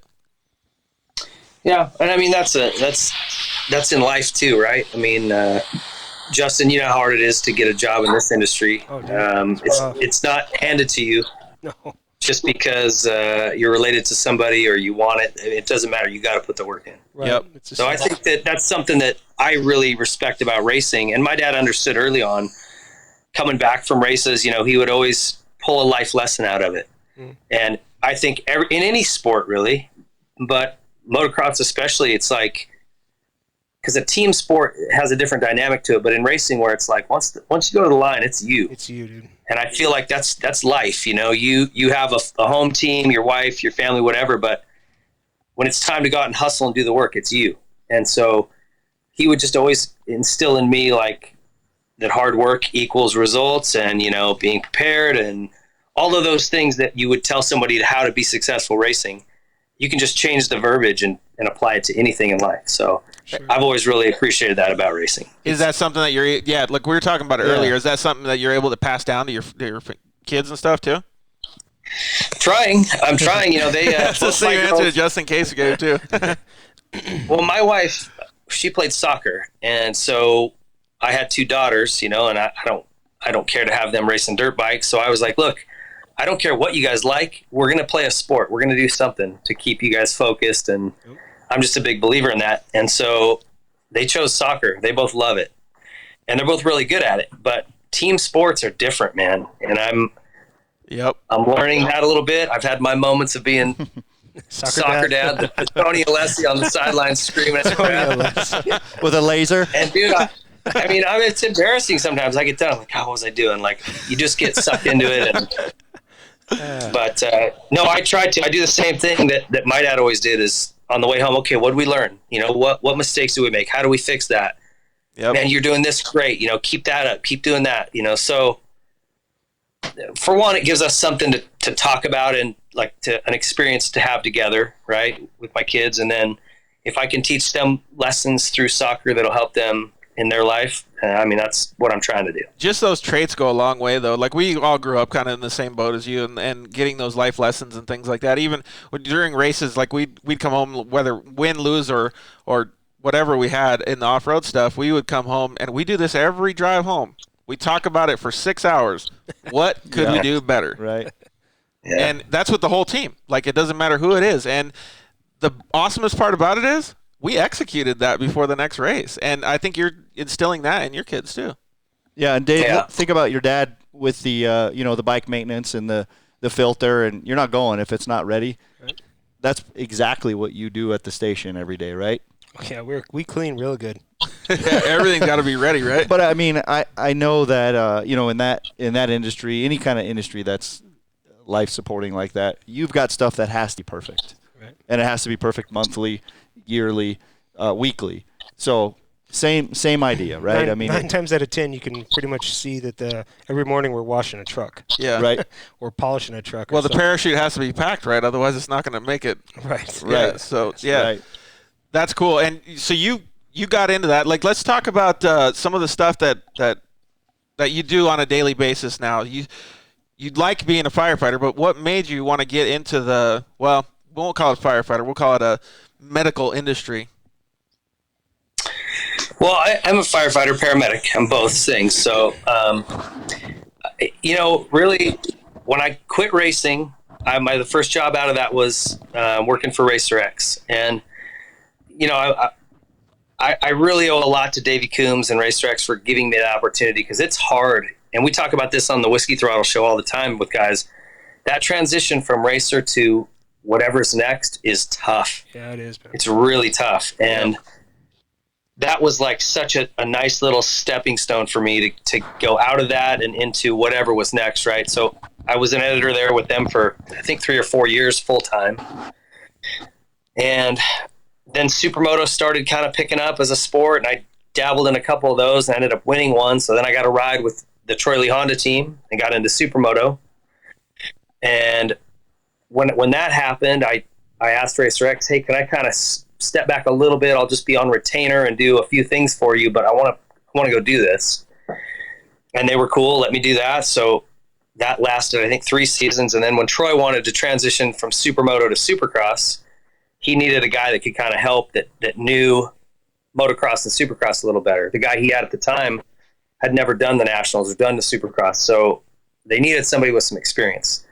And so I stepped into that role as something that I thought I could really be helpful at and good at it. I mean, we had a budget that was under $1 million. And if you look, when I took over in 2009, we had Bloss, Borkenhagen, Jake Moss, and Jimmy Albertson. And we put those 4 guys in the main event just about every single weekend. We had a bunch of top 5s. I think Bloss was top 5 almost every weekend that year. We went fast that year. The following season, we had Will Hahn and Cole Seeley and Ben Townley. For under $1 million. I mean, if you understand motocross budget, that's shoestring. And I had Will Hahn on the box every weekend. Cole Seeley got his first podium that year. Ben Townley was podiuming 450 outdoor nationals. Yep. Damn near won Redbud. He was a half a lap away from winning the overall at Redbud. Yep.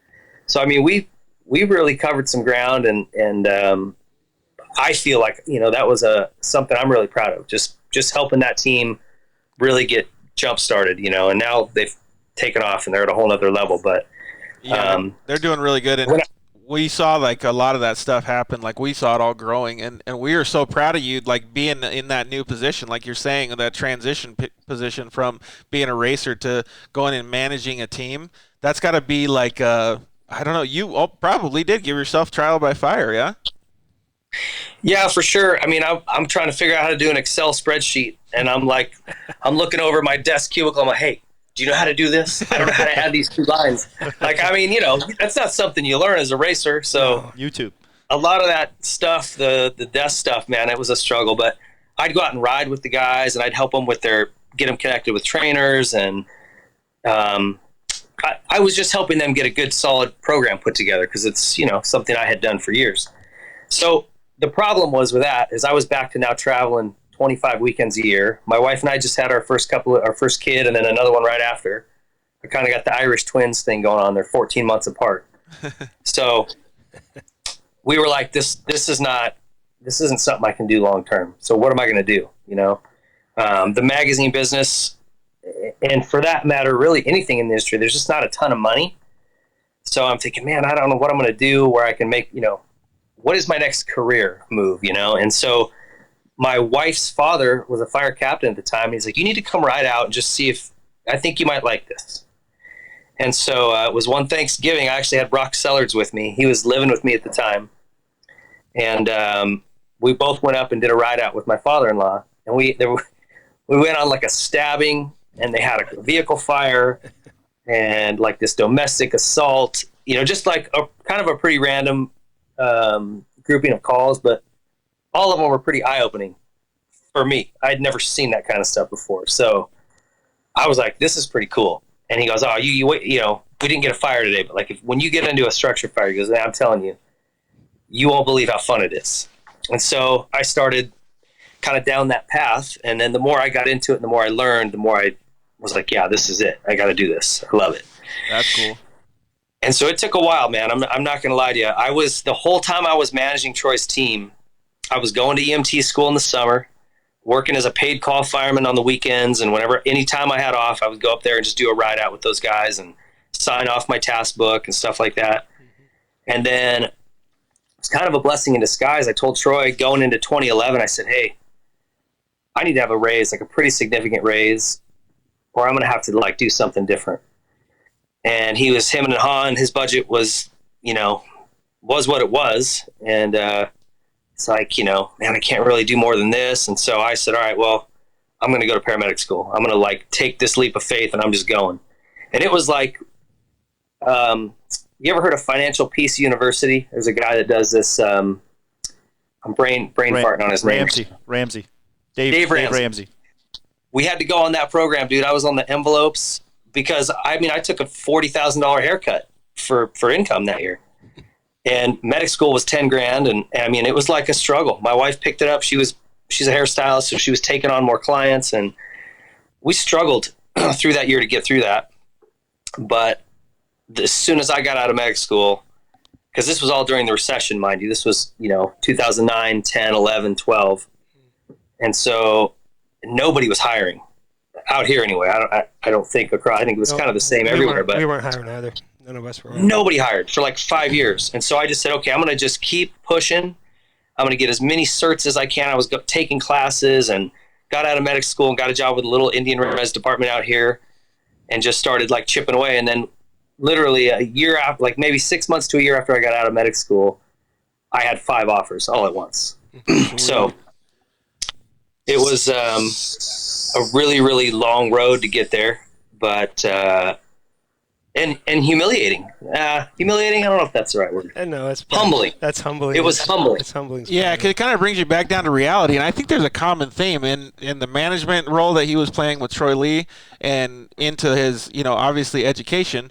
He really honestly put himself through things that he may not have been able to figure out had he not grown up with his dad making him figure out all those same things. Like, he really had to learn both of those traits with facing all the adversity, but really just focusing and getting it done.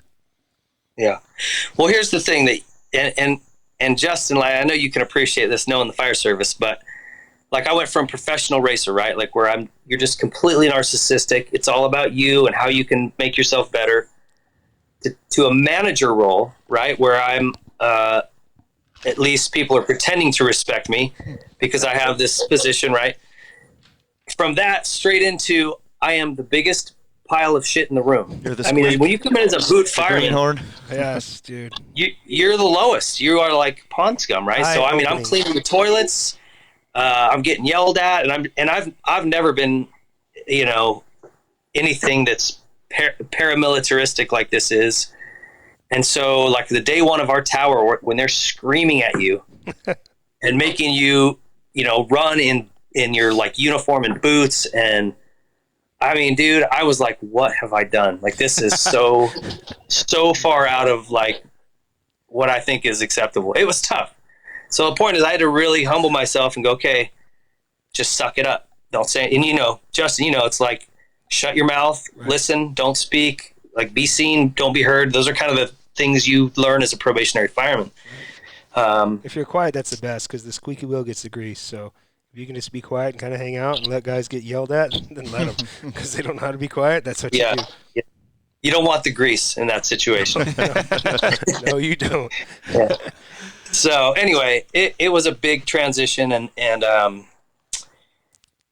it wasn't easy. Like I said, it took me 5 years to get hired and get here where I'm at. So on the adverse effect, on the adverse of that, like, so you obviously had to be the greased wheel in the fire department, but you were also, when you did the team manager stuff, you were also a confidant. You were an experienced rider that you could talk with these guys. I feel like that would have a lot of benefit and probably made a big difference in how Troy's program grew. Yeah, I mean, I think so. I think we sped that process up from them being in 08 before I came on. They had Chris Gossler, Justin Keeney, and Gavin Graysick. And I think they only made like a few main events. I mean, they had a rough go. And so, smash cut from 08 to 09 with those other guys. Like I said, we had 4 guys in the main event just about every weekend. Mm-hmm. The bikes looked, Troy's always been great at making stuff look good. The stuff looked awesome. And I think we kind of established ourselves as like a legit option for good riders to come to. Yeah, absolutely. And that was the time that all those lights classes were growing and the market was changing, so to speak, where the teams are different, developing programs and stuff. Yeah. So that was a really good time. And I remember seeing your progress through that. And I thought you did a fantastic job, man. So kudos to you for that. Oh. Well, thanks, man. What was the next step that you were, trying to take on? Because I know that you wanted to stay in the motocross industry, but after you started doing all the firefighter stuff, like, were you able to still keep it going?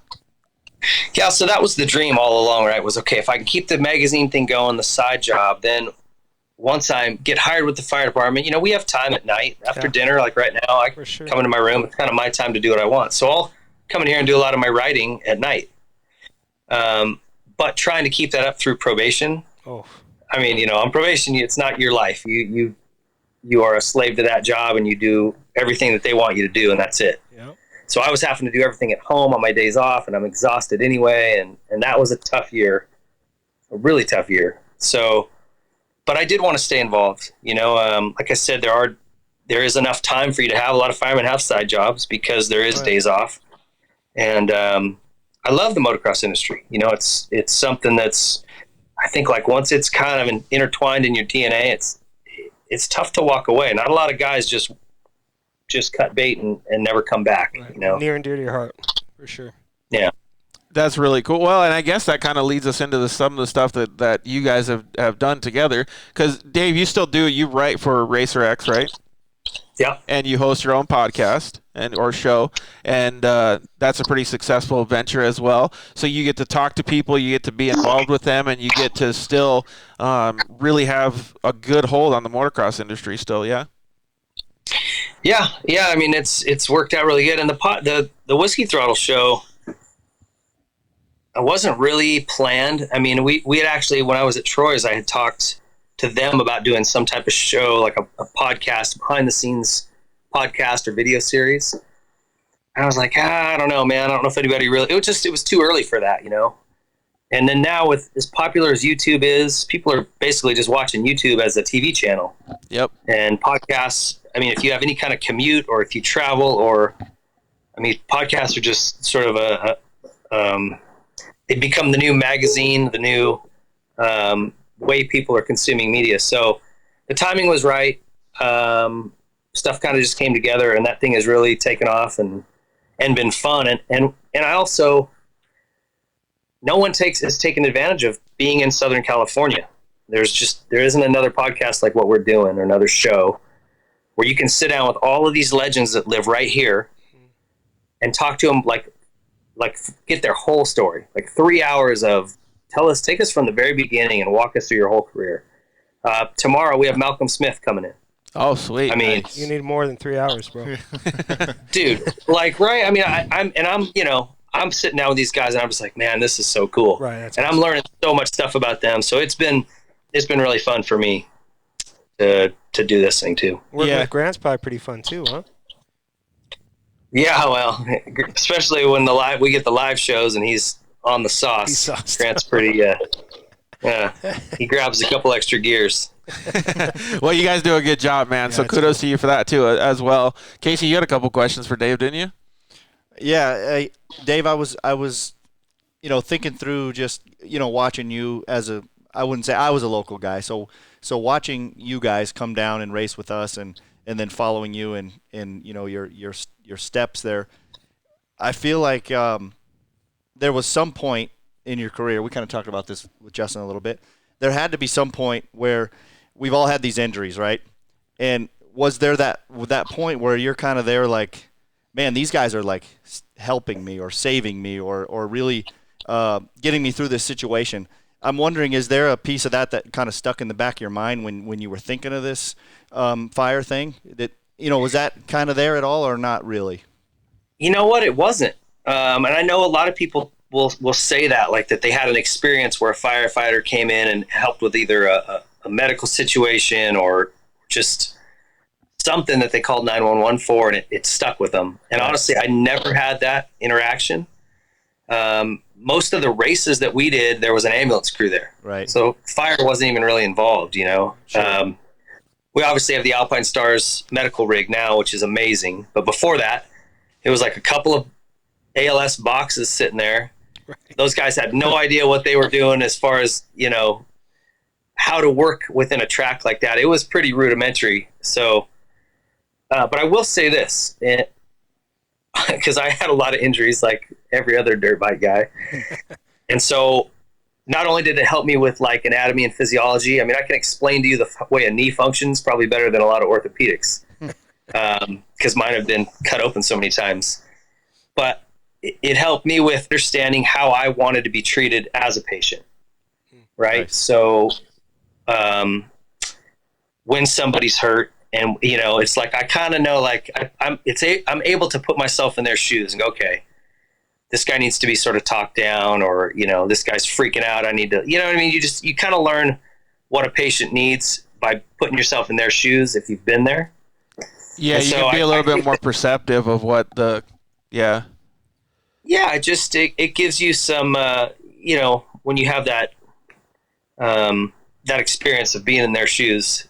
It lets you be a better care provider, right? So I think that there's a lot of things I gleaned from being hurt, being that guy on the gurney, that I now apply as the medic working on them. That's actually pretty cool. And we were talking about how like old traits like come to fruition now with the jobs and stuff. I mean, it's kind of fucked up, but it's still cool that like that you can actually relate to it, and especially everybody that gets hurt needs more attention, and if he can focus on that, that's bitching. Yeah. Yeah, Dave, Yeah. I remember, not to go back to all the injuries and whatnot, but I was waiting to roll out for practice, San Diego, and I remember, and that was Dave. That was, Phoenix Dave in my mind. That, I mean, you were the man by then, but in my mind, you were still Dave. And it was. I think it was pretty bad. It was a femur, right? Yep. Yeah, it was a femur. I know, right? I broke my right femur. I blew out my left knee. I broke my right hand. Can you explain to the audience what happened? Yeah. Sorry. God, it's such a bummer, man. Like, That was your year, dude, for sure. that was 96. And I mean, Kevin Windham had my number. I came into that season, I had won all 3 nights at Bercy. I had done all the testing on our bike that year because Rhino did it the year before, and he built it the way he wanted it, which is all top end. Pashawn and I hated it, and we would always complain to Mitch, and Rhino was the guy winning races, so he was building it kind of the way Rhino wanted it. So I did all the testing on the Supercross bike that year. It was exactly what I wanted. We crushed it at Bercy. We did a GFI invitational race, and I was actually leading that race, pulling away from Windham. That was when they did a pit stop, though. So right after the pit stop, he punks me in this turn, and I came into the next turn and just tried to blow him out of his boots. And I hit him, and we both went off the track, but I crushed my pipe. Right. I mean, just smashed it flat when I hit him. So he went on to win the race. I think I still got second or third, even with a crushed pipe. But I came into that year like firing. I wanted to win badly. I was probably a little too emotional. At the opening round, I think I was fourth. It was an east-west race. And then it went Anaheim, and I had a terrible race. Anaheim won. I crashed like 100 times. That's where there was those whoops around a corner. Right, I crashed And I tried to sneak inside. They had him going around a corner? They were awesome. Really? I loved them. That's I tried to sneak in between the hay bales and James Dobb and just exploded. And then the next weekend at Seattle, I was second. So anyway, I think I was about 10 points, 12 points behind Kevin going into San Diego. And that Tuesday, he broke his collarbone. Mm-hmm. And so I was living with Chad Watts at the time, who was Ricky's mechanic when he came on later. He was working for Rhino. And he comes in, he goes, "Hey, Kevin Windham just broke his collarbone." I'm like, "Shut up. Don't stop messing with me." He goes, "No, he broke his collarbone. He's not racing this weekend." So I was trying to contain my happiness, but inside I'm thinking, this is my chance. This is my break, right? Like, I can win this race. Because I think on the West Coast, I was clearly the second fastest guy, but Windham he had me covered. I thought, okay, this weekend, if I get a win, that'll put me about a 15-point lead. I could get second the rest of the races and I'll win the title. So we got in practice, and there's a kind of snake through the back section of the track, and there was this right-hander, a little step up, and like a triple, rhythm section that you could triple. And I was behind Pedro Gonzalez, and it looked like he did the step up and he got on the gas like he was going to jump the triple, and then right at the last minute he backed out. And so I was already committed, so I just sort of pulled to the right, and I just kept drifting. And I missed him, but I landed right on top of a hay bale. And that was when they lined him with hay bales, not tough blocks. Right. I saw the whole thing. I think it would have been a different story if it was a tough block. I probably would have still crashed, but I think it would have been a softer get off, because the hay bale just stopped me and I slammed into the bars. That's when I broke my femur, and then it spit me off.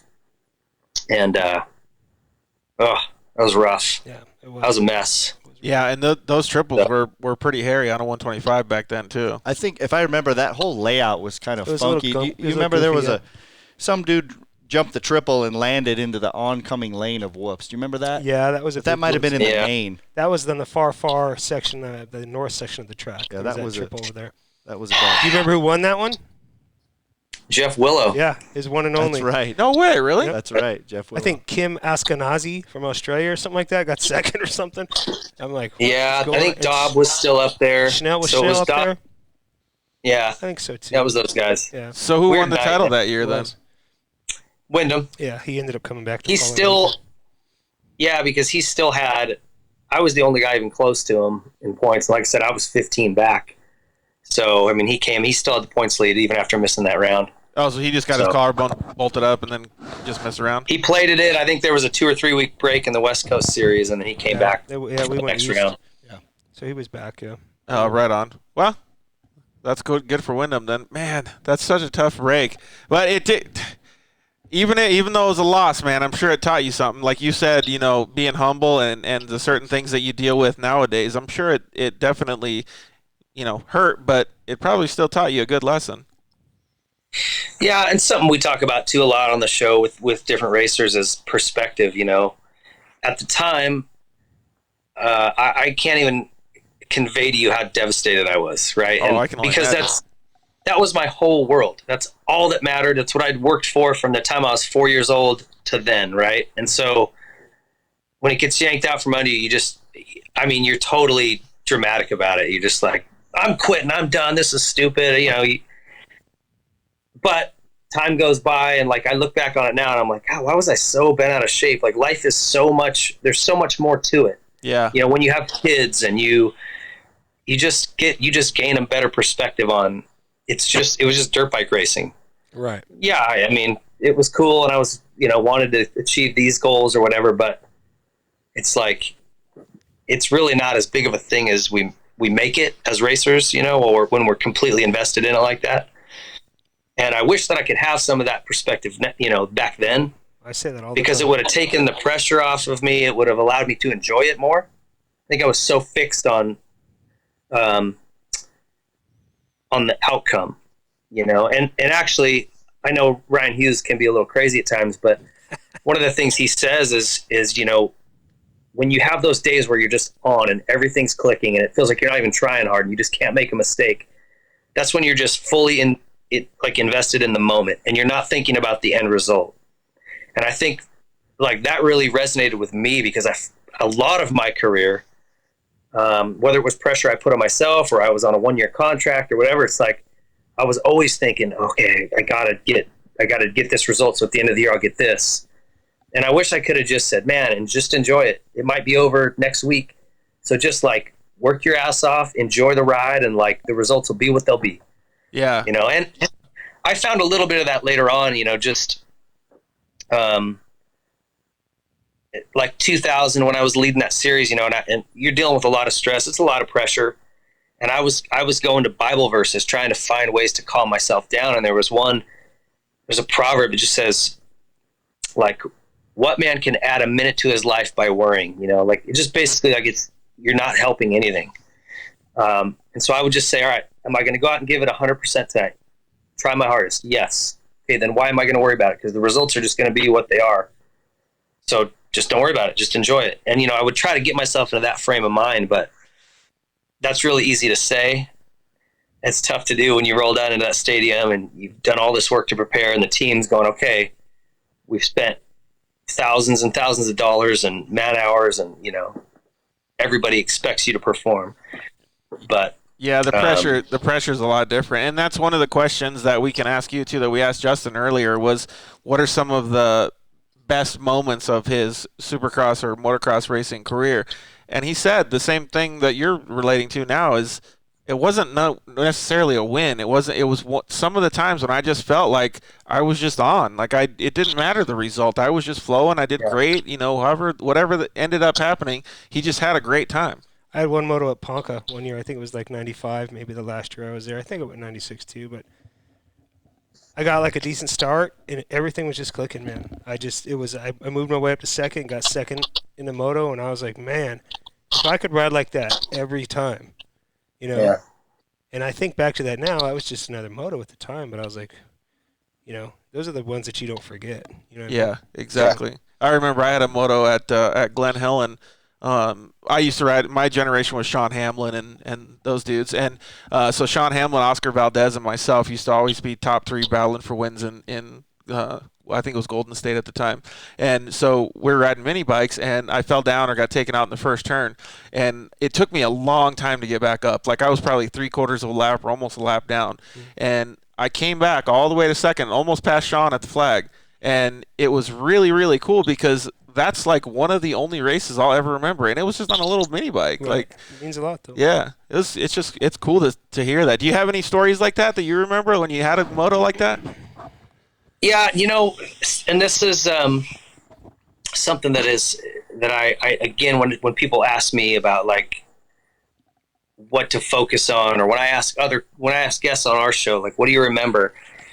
I have like these really fun stories from trips. Like the first time I went to Mammoth was in 1990, and my dad and I had gotten in a fight about a girl. Long story. Remember Jill McDermott? Remember? I can neither confirm nor deny if I knew the Joe McDermott. So anyway, I was hanging out with this girl, and I was supposed to be back home helping my dad get the bikes ready. And so he's like, screw you, I'm not going. If you want to go, find a ride with a buddy. And he was mad. And so Alex and Dave let me tag along with them, and I went to Mammoth. And I actually learned two things from that, because my dad used to put a lot of pressure on me, at the races. He was into it, and he had good intentions, but he would actually make it worse for me.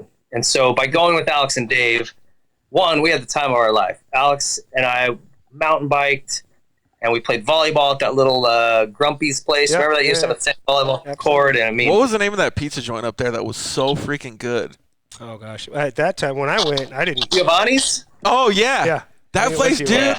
They had the best like balsamic dressing I've ever had in my life, dude. It's funny the things you remember, right? So that I have such cool memories from that trip. We were playing some motocross video game on the way up on his little Game Boy.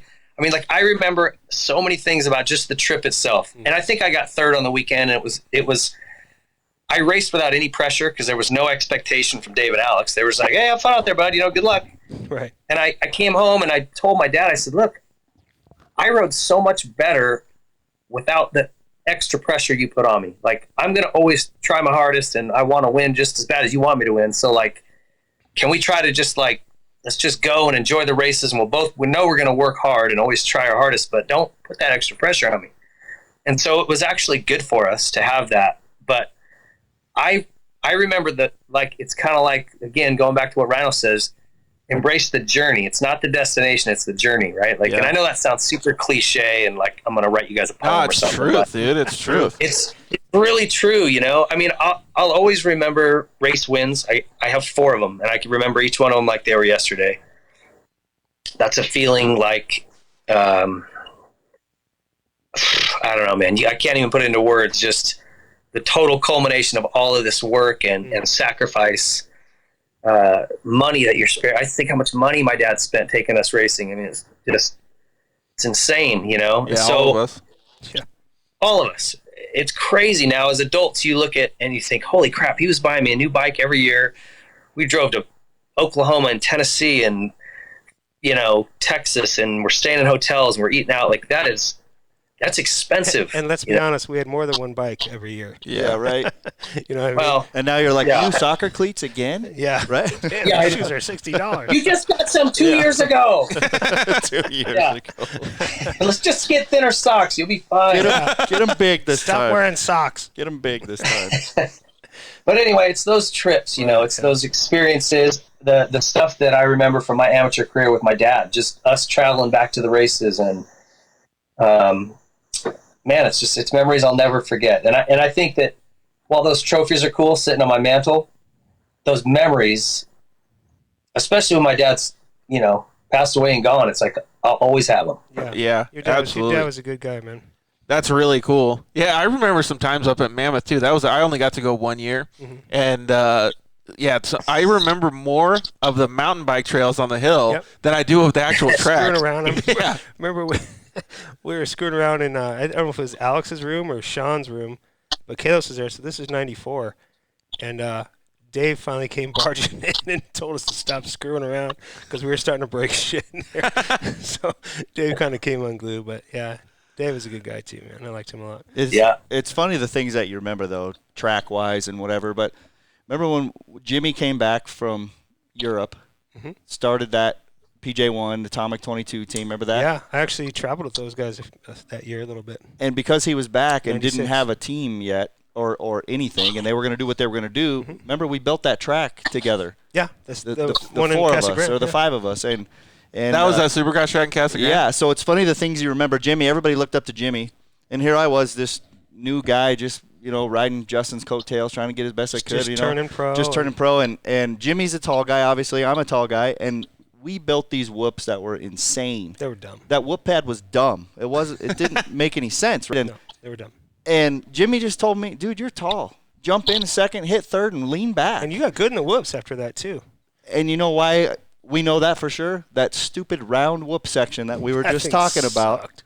I stuck the gate, the last chance qualifier, and passed everybody almost. And that one, what was his name? Like on the first lap or some shit like that? Lindstrom pulled off. Thought it was the checkered flag. It was the white flag. I'm like, he just gave that to Casey. I'm like, nice, and dude. now he gets to deal with the last guy coming at the Right. Are you kidding me? I But was like, hey, man, that was well earned. But those are one of those things that they just stick, and like you start talking about it, you come back, it just brings you back, and it's like crazy. All the, talking about all the money that was spent, all the time, all the blood, and and a lot of work, sweat, man. No matter how you look at it, it's just a Right. lot of work. We got a poor connection, so let me call Dave back. So keep the conversation going about those crazy. I can see you guys and hear you guys. Yeah, we Am can I on see you, now? so let me call you right back.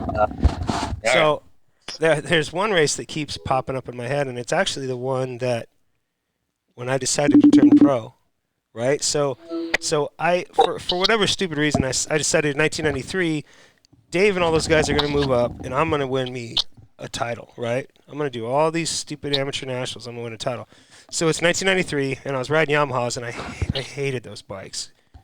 Gosh, they were awful. You like Cowies and Hondas, right? I rode them all. I rode Cowie, Suzuki's, Hondas, but those Yamahas that year just didn't work with me, and it was just a screwed up situation. I'll never forget. 93. 93. Yeah, I remember. They weren't very So good. Dave, you might even remember this. You were just coming off of like your second or third blown up knee or something. You were just coming back after surgery, and you and Jimmy came down to Tucson to race in a race, and myself, Anderson, Campbell, everyone was there. Was that the fairgrounds? No, it was at Mountain View. Okay, I remember And that too, actually. That race, Eric and all those guys moved up to pro, and I was going to stay intermediate because I wanted to win a title, right? It was just, and that night, I rode so good, and when I was all done, I was like, I'm turning pro. You know what I mean?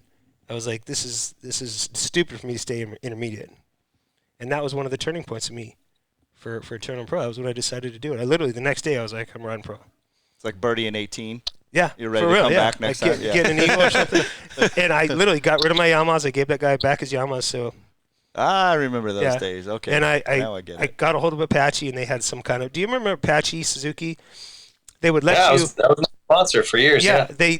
you could give them. Steve Nash. Yeah. So Yeah, that was my guy. I rode for him in '92. They helped me out with my bikes in '92, and in '93, I was riding those bikes I hated. And then halfway through the year, when I turned pro, I gave them his Yamahas back and went right back to Nash, and he hooked me up again. And I was like, all right, man. Suzuki's. Yeah. They had those clouded seat covers. Remember? Yes. It was like a purple and gray. That was 90, cloud or 91 and something. 92. Is that Remember what that? it was? Those were so fugly. Like the Dude, purple. can you imagine if some of those designs Oh came my back God. now? Oh, dude, I think it would Those be so cool. bad, some of Purple them. camo. Or those like hot pink Suzuki graphics on the side of the. Oh, yeah. That'd be cool to see That's those just- now. Well, Red Bull Schrader them this weekend, so maybe they'll come out with Yeah, some there cool you shit go. there. They should. That'll be really cool. Do you remember that race, like how Dave did, or does Dave? So win? Dave, I ended up racing. So I pole shot at both motos. I was on a 250, and you guys are on 125s, and I ended up pole shotting the first moto, and Button got me with like 2 laps to go, and ended up in your guys' defense, that track was really fast, and I could ride that track with my eyes closed too. That was like Ted at Thrasher, but in the second moto I won, but I think you guys fail or something happened. I don't know, but I was like, all right, I'm done. I'm not riding amateur anymore. This is stupid. Because I don't even remember who got the money. It might have been Anderson who got the money. I was like, that's my money. You know what I mean? It was like $200 or something stupid. I was like, that's my $200. Did you ever get to ride that Eloy track, Dave? Oh yeah. I don't think so. You never Eloy. It was called Ocotillo. Ocotillo. Go huge. yeah, Go Huge. I don't think I did. We just had a guy chime in who used to own that track, Coleman. So yeah, that was a cool track. That's where I actually turned pro too. And when I turned pro, Ted was the guy, because he had his Subway bike there, and I was He like, went fast for a few years. and too. I was He like, had dude, some there's good no years. fucking way I'm gonna beat this guy. He's gonna kill me. And first moto, I ended up getting second. He was pretty far ahead. And then second moto, for whatever reason, I was like had a good ride. And then he fell over in the last turn, and I got it. Right. That dude, and all it takes is something like that to happen. You're like, all Yeah. right. And I was pretty stoked. I was like, this is a shitty track. Like, the day is going, like, pretty good for me, but, like, I don't know if I'm going to be able to pull this off again. I'm going to try my hardest, but it was cool. It used to get rough. It did. That was like a motocross track right there. And it was so dusty sometimes, man. It would get those little nasty little chuckies in it, like where like the powder would kind of go away, and it was like hitting a curb. Yeah. Coleman ended up bringing in some really nice like sod and stuff like that, and made the track way better. But yeah, I like that place. It was cool. One of the things that we brought up like a week ago, Dave, before like when we were trying to get you on the show, was Casey was talking about that video that you guys did at Pinal. Oh, jeez. He did that step up that you did at Pinal too. That fucking thing looked huge, dude. Like big. Huge. Alex took me out the day after you guys were out there, and we did all that stuff. You did one double. That I was like, no, dude. I gotta see it. And then I saw the video. How did you size that up the first time though? Because that thing was like, dude, it was straight up. That was hairball, dude. Yeah, there wasn't a lot of sizing up. You had to we rode up it, made sure the lip was packed. That was my big thing, is I didn't want to hit it and have it give out, blow through it. Yeah. So that's what I did when I jumped it, and I almost died. Oh, is it? I almost died. I landed with about 6 inches to spare, and that was it. And I was like, okay, we're never doing that again. Fourth gear tap, 250. What are you doing? Were you on a 125 or 250 when you did it? 125. Nice. I was on my 125 when I did it. How fast did you guys have to hit it? Honestly, I didn't feel like I was going fast enough. I really didn't. Alex is like, you're going fast enough. Yeah. I'm like, I don't remember specifically that jump, like how fast I hit it or anything. I just remember thinking, this was back when it was for Moto Triple X, and I knew that this video was going to be good because Krusty Eamon's already come out, and that was just the rage right now. If you could go out and film with these guys, that was huge. So I'm like, okay, I got to do something cool. And we were out there, and I'm going, oh man, I got to find something good. There's nothing out here, because they drove. It's a long ways to go drive to go film. Right. And I think when I saw that step up thing, I was like, it's a little sketchy, but. Like, I can't let these guys down. I got to hit it. Alex was like, I did all the jumps, David, except for one, and I only got like a 2-second clip in the video. He was all bummed out. Yeah. Well, and I mean, in his defense, the hard part is that stuff doesn't look that big on video. No, dude. But when you're at the base of it, it was a pretty big jump. Yeah, it was legit for sure. So. By the time I was big enough to even like think about doing that thing, it was way too rained out. Like it was gone. Yeah. Well, they had a bunch of freestylers went out there and made like 9 different lines go in every direction and stuff. Well, now you get like those metal ramps just in a random desert, just sitting there. I know what happened to the. Okay, so you're out training, you're doing your thing, and it's like kind of like a job, right? But then there's those times when you're out there just out in the pit, just playing, having fun, right? Mm-hmm. And all of a sudden now everybody has a ramp. Yeah. And a truck. And okay, it's cool. They're doing some cool stuff, but I'm like, man, it's not the same. No. Do people ever go out in Southern California and still like ride in the hills and find like a really cool like tracks and stuff, or no? Every winter, man. Guys still go to Retchie Canyon in Beaumont, and I haven't been for probably a year or two. I've been getting more into, we find these little spots of land. We'll go on Google Earth and find just any open land out here. That's a good idea. And, yeah, and then once it rains, we'll head out and try to cut something in. Nice. But there's a little small group of us that go, and I'm kind of past the big jump thing. I just want to cut in like a really badass grass track and moto. Right. Nice. And so we're still getting that in every winter. There's still enough little plots of dirt here and there that we're still having fun. I think I've seen some of that stuff on YouTube that you guys have done. Actually, we're out there with AC and GL. Yeah. Yeah. Adam came with us. Yeah. That looked freaking awesome. What was it? Just a big grass track they cut on the side of a hill. It was badass. Dirt was all dark. It looked like you guys were in Montana or something.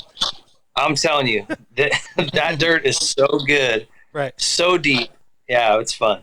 Yeah, and Adam was freaking like dragging bars. The kid was on. Yeah. I don't even know if he might have been on a 450. I think I don't even know if he was on a 450 that day. Yeah, because I was gonna say there's no way that was a small. Yeah, that was during the break in this year's Supercross run. Oh right. When it was back east. That's cool, man. We could talk about this stuff for. Well, let's ask you a question.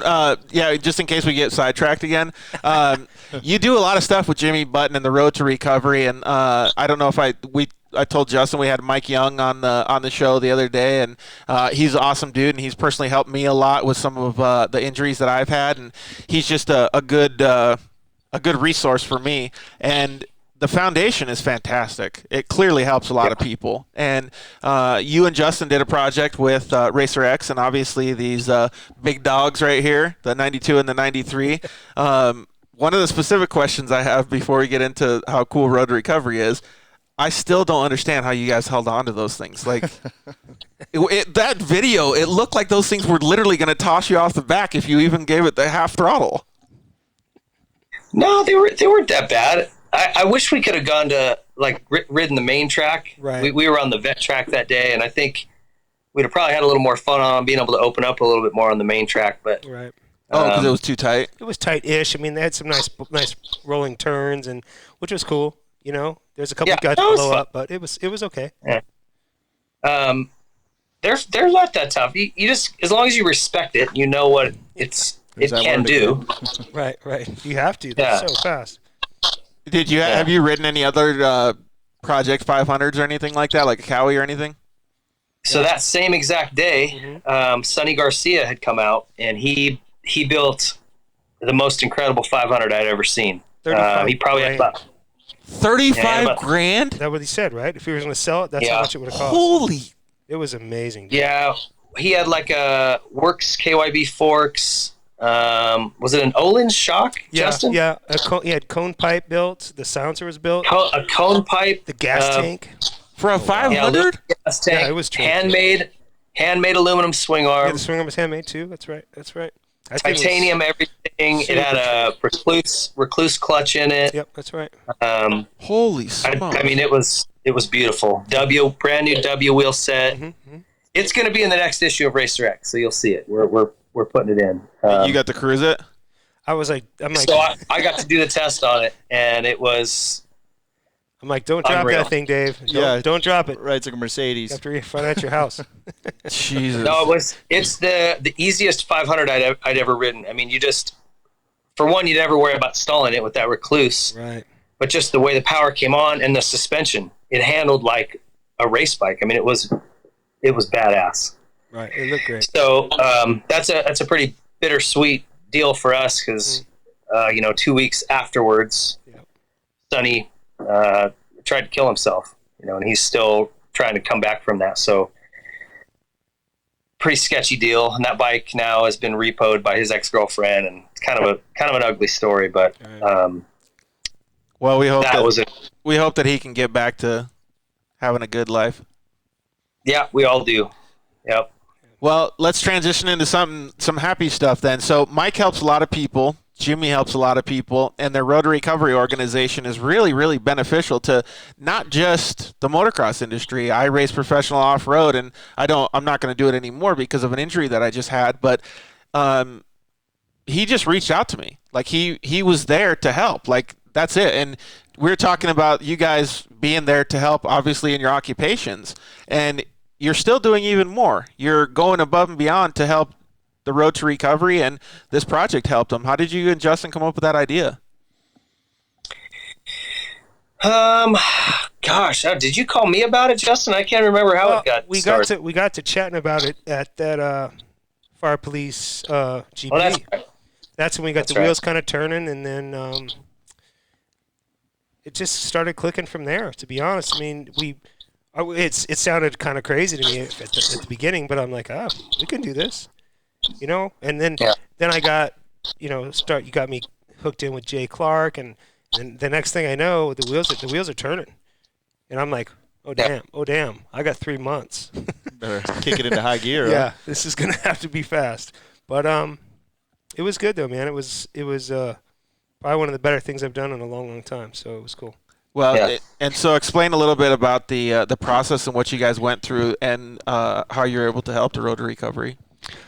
So, Dave, you know more about the Road to Recovery than I do, obviously. So, yeah. Well, so I work with that foundation for the Whiskey Throttle show. All of our live shows, we donate all those proceeds to them. And I'm just a big believer in giving back, and it's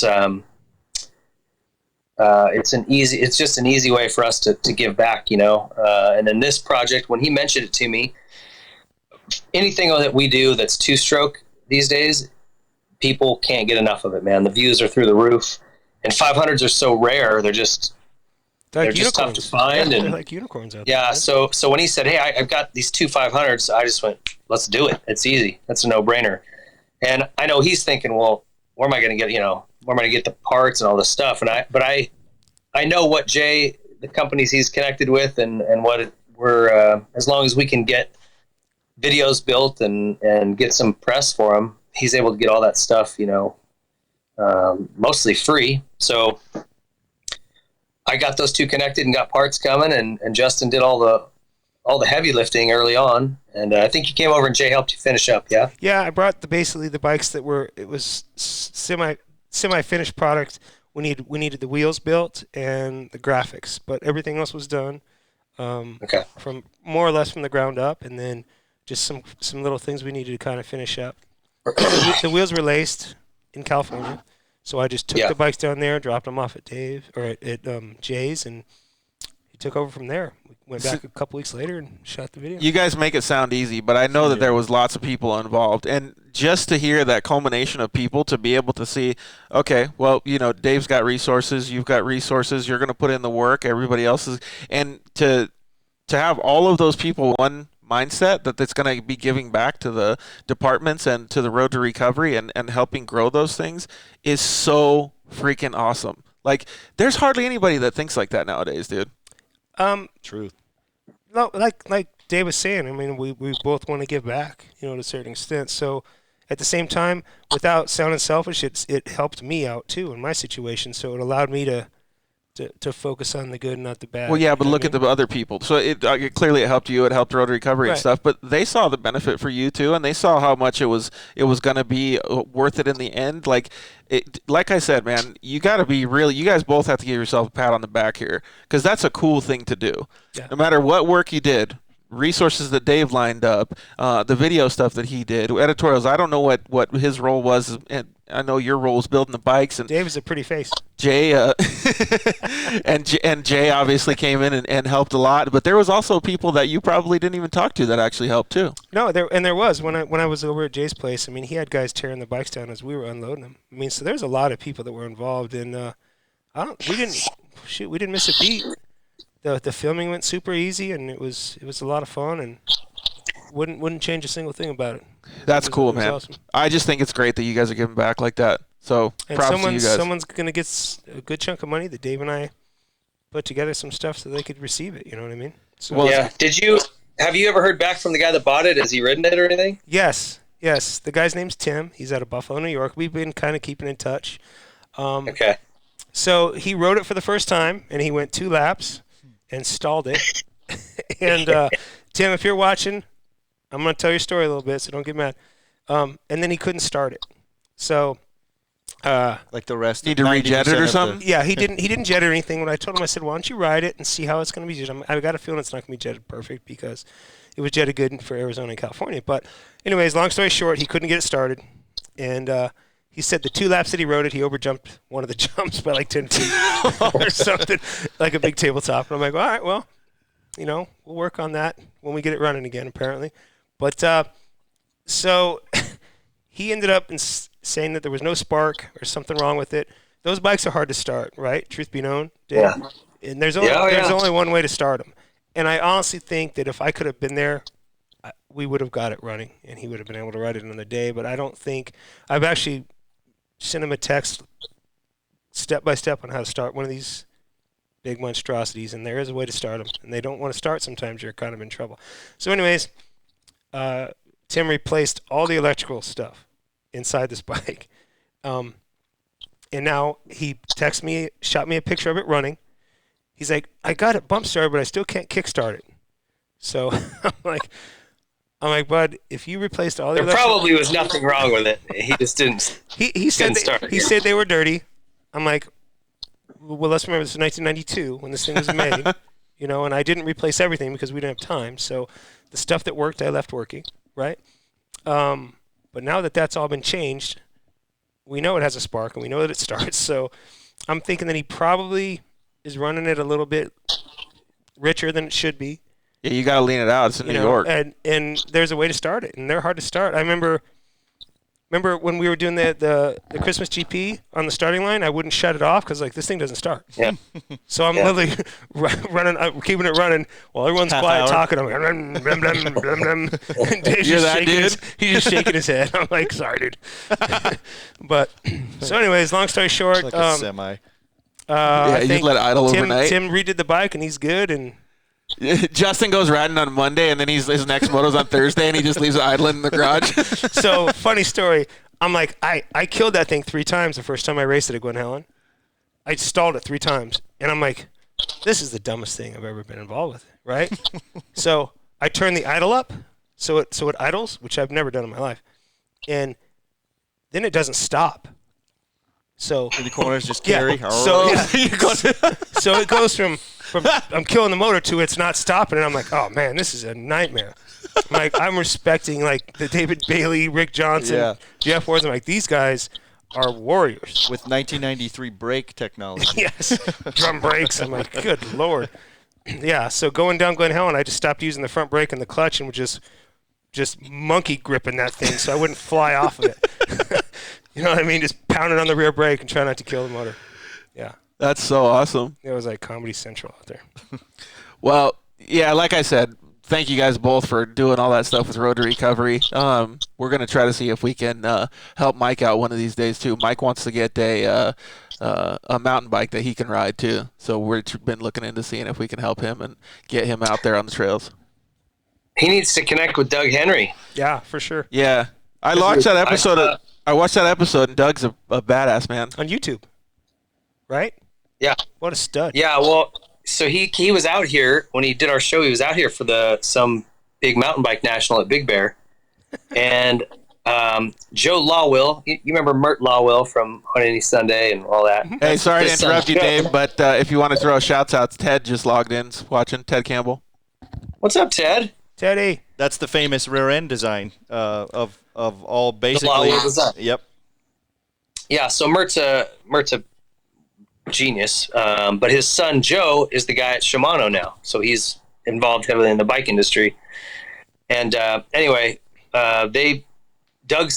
Joe was following Doug down the hill and said he couldn't keep up with him. Mind you, Joe used to be a professional downhiller, so that's how fast Doug is going downhill on a bicycle. It's an electric bike, obviously, for the flats and stuff.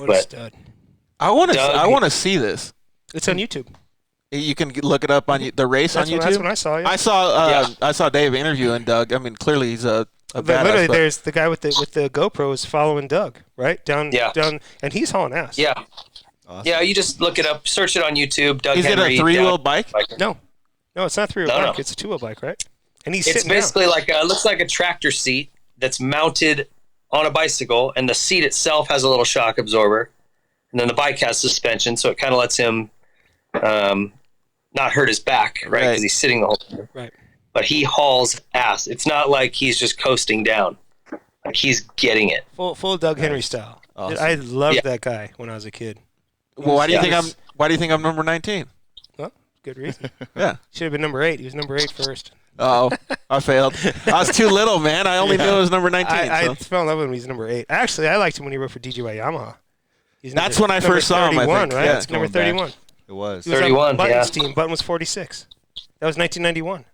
What a cool guy. Well, thanks for telling me that, Dave. Button was 39, wasn't he? Was he 39? I think he was 39. Yeah, Button was 39 because I was 39. 339. Yeah, he might have had two years. Yeah. Is that when you picked number 39? Yeah, absolutely. Jimmy was 46 one year, wasn't he? I don't remember that. Can't tell you that.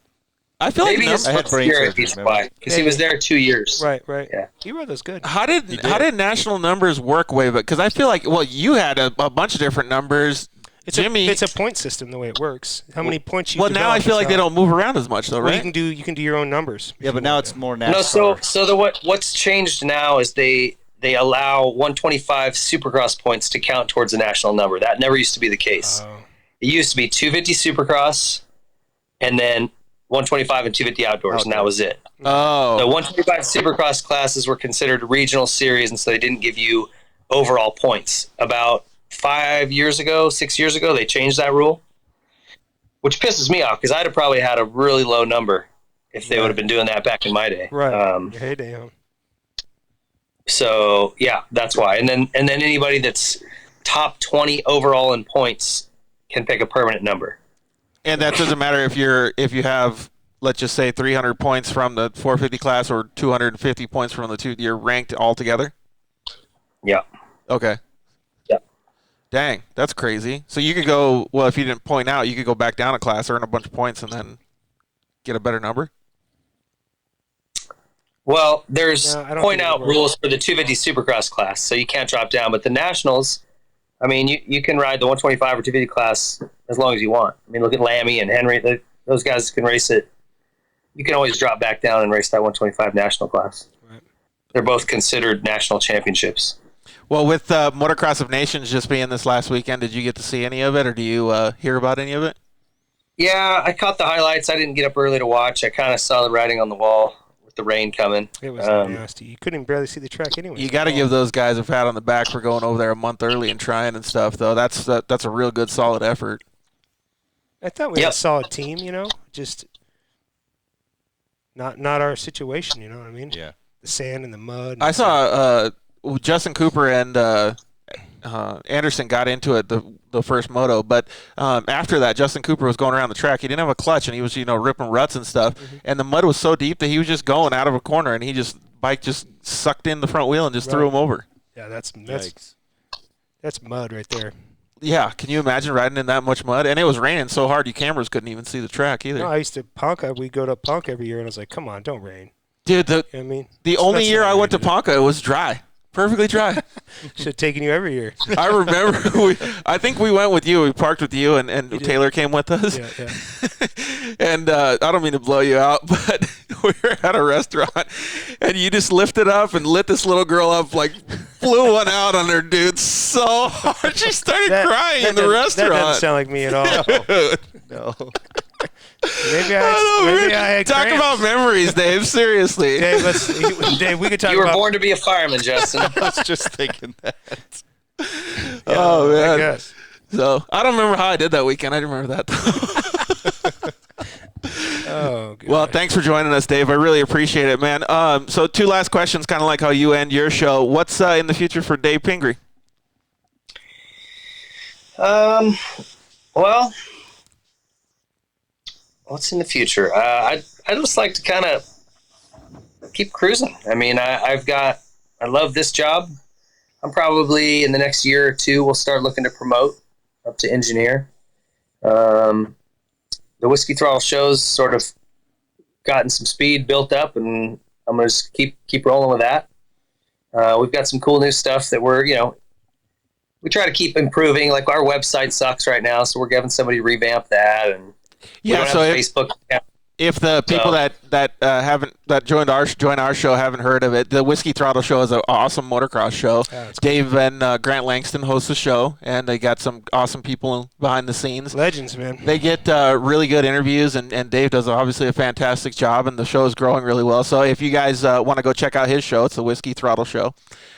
You look at it on YouTube, and they're on all the podcast networks and stuff too, right? Yep.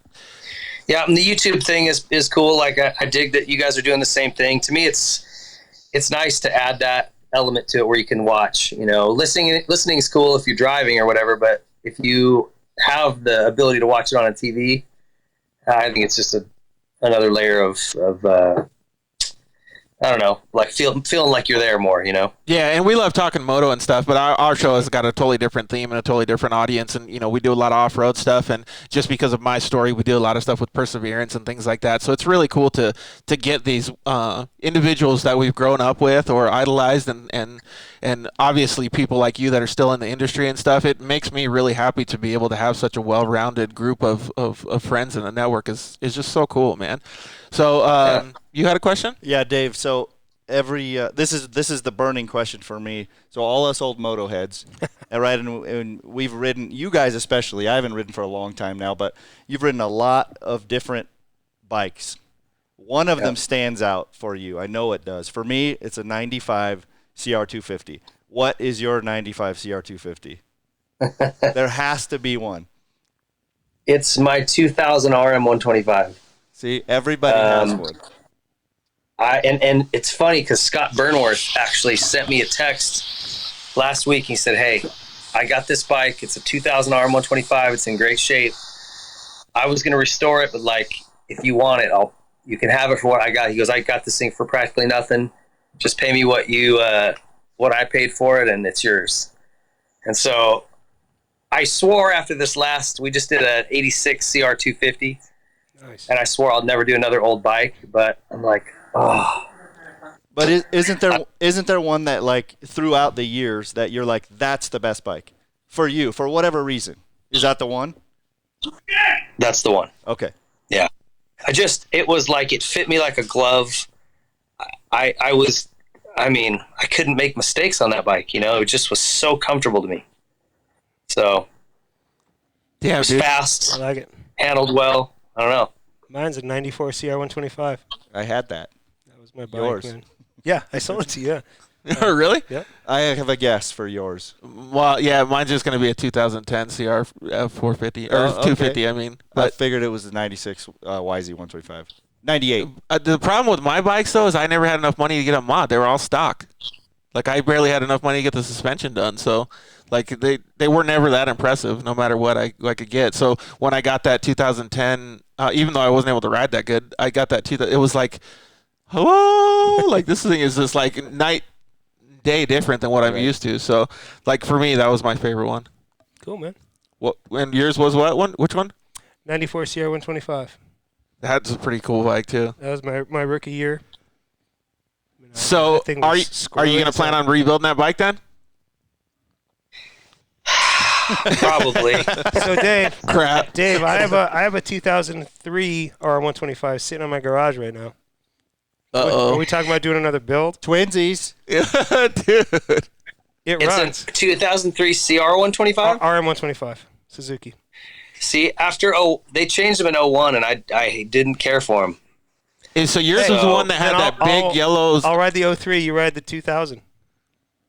Yeah, we'll have a In which battle. race though? What race are you going to race though? We're not going to battle very fast because I'm 200 pounds or more. Well, all right. What race is this going to Figure be? it out. They have a two-stroke class at the Fire and Police Nationals. I know. now. I'm riding my 500 in that. That's coming up are this you gonna? next weekend. Yeah, I'm going to try. I'm going to roll around. Dude, the I track. have a you coming feeling out? that two-stroke class is going to I was be going to see if you huge. wanted to come out. It's on. It's the 6th and the 7th, I think. Next Monday, next Tuesday. Yeah, the guys just hit me up about it. I'm off. Let's go. 7th and 8th. Yeah. So it sounds like I'm going to see you there. I've got No a pressure. 125. That's all I have. I got a YZ 125 that I can bring out. You'll be so fine. You'll be fine. David and Goliath. Yeah. Well, I'm not going to finish, so you're fine. Don't worry about me. you can get the whole shot, and I'll finish strong. Right. How about that? I'll just let you know. I'll just wave you by. Go ahead. Second lap's done. You could just roost Mario Kart at him. Yeah. Throw banana peels at me. Yeah, right. But we're going for sure. That sounds cool. All right. I'll call you. We'll figure it out. Okay. All right, well, we'll end it Whiskey Throttle Show style. What do you want to be remembered for? Well, definitely not as the guy who snapped his bike in half, which is Hey, we try to sort of avoid that become question. the, Yeah, you brought that up. Nobody Yeah, said no one we, said didn't, we didn't do it, dude. We all saw it. We I didn't know, do but that's like the low light / highlight of my racing career. Oh, I remember you broke that bike in half. It's like, yeah. I watched Yeah, all the sure dads did. grab Yep. their cell phones Good times. and sell their kids 125s that own KTMs. Phones are going off like crazy. Oh man, I think we're getting a call here, boys. All right. Thank you very much, Dave. Go save the world, man. You bet. Hey, great being on. Thanks for having me. Yeah, bet, when you buddy. get a chance, text me and the address, and I'll send these pants out to you. You got it. All right, boys. buddy. Later, Yeah. Dave. Thank you. Later, bud. Well, thank you very much to David Pingree. That was really awesome talking shop with him, and I'm glad that he was able to stay on so long and hang out with us. It's so crazy to think, like, before you came in and before we started talking to him, my brain didn't even have any of those memories on the surface. And all of a sudden it's like, cool. oh, and I just want to keep going. And we got a comment from one of our buddies, John. He said, watching you guys there is like being at the track back in the day. I'm so sure. It's really kind of cool to see that. What Chris Moon, Ted Campbell. Yeah, a bunch of guys we used to guys? race with. So hi guys, thank you very much for tuning in. Thanks It's for really tuning cool in. that you guys get to join us in something like this. Maybe that's what we should do one day. Like if the podcast keeps going in the next year or so, if we have do a it in a bench remote racing. look, maybe we'll just go up to Phoenix and we'll get a bunch of the guys that come in from California and we'll all have I'll a get a reunion. hold of some guys up there that we used to bang with. It'll be fun. Yeah, that'll be really cool. Well, I appreciate Dave and all the stuff that he's done. I know that He's a great ambassador for the Yeah. sport. He really is. Yeah. and some of the things that you and I talked about during the week, like his answers were really, really good. Like He's smart, dude. not only is he smart, but he's like he said, he learned how to be humble and giving back and the things that his family taught him and stuff like that. We talked about it already on the show. There's very few people that do that these days, and it's good to see that kind of stuff. Especially, he's happy. He's a happy dude. Yeah, he's Like, done well. Yeah, you ask those questions. What do you want to be remembered by, or what's in the future for you?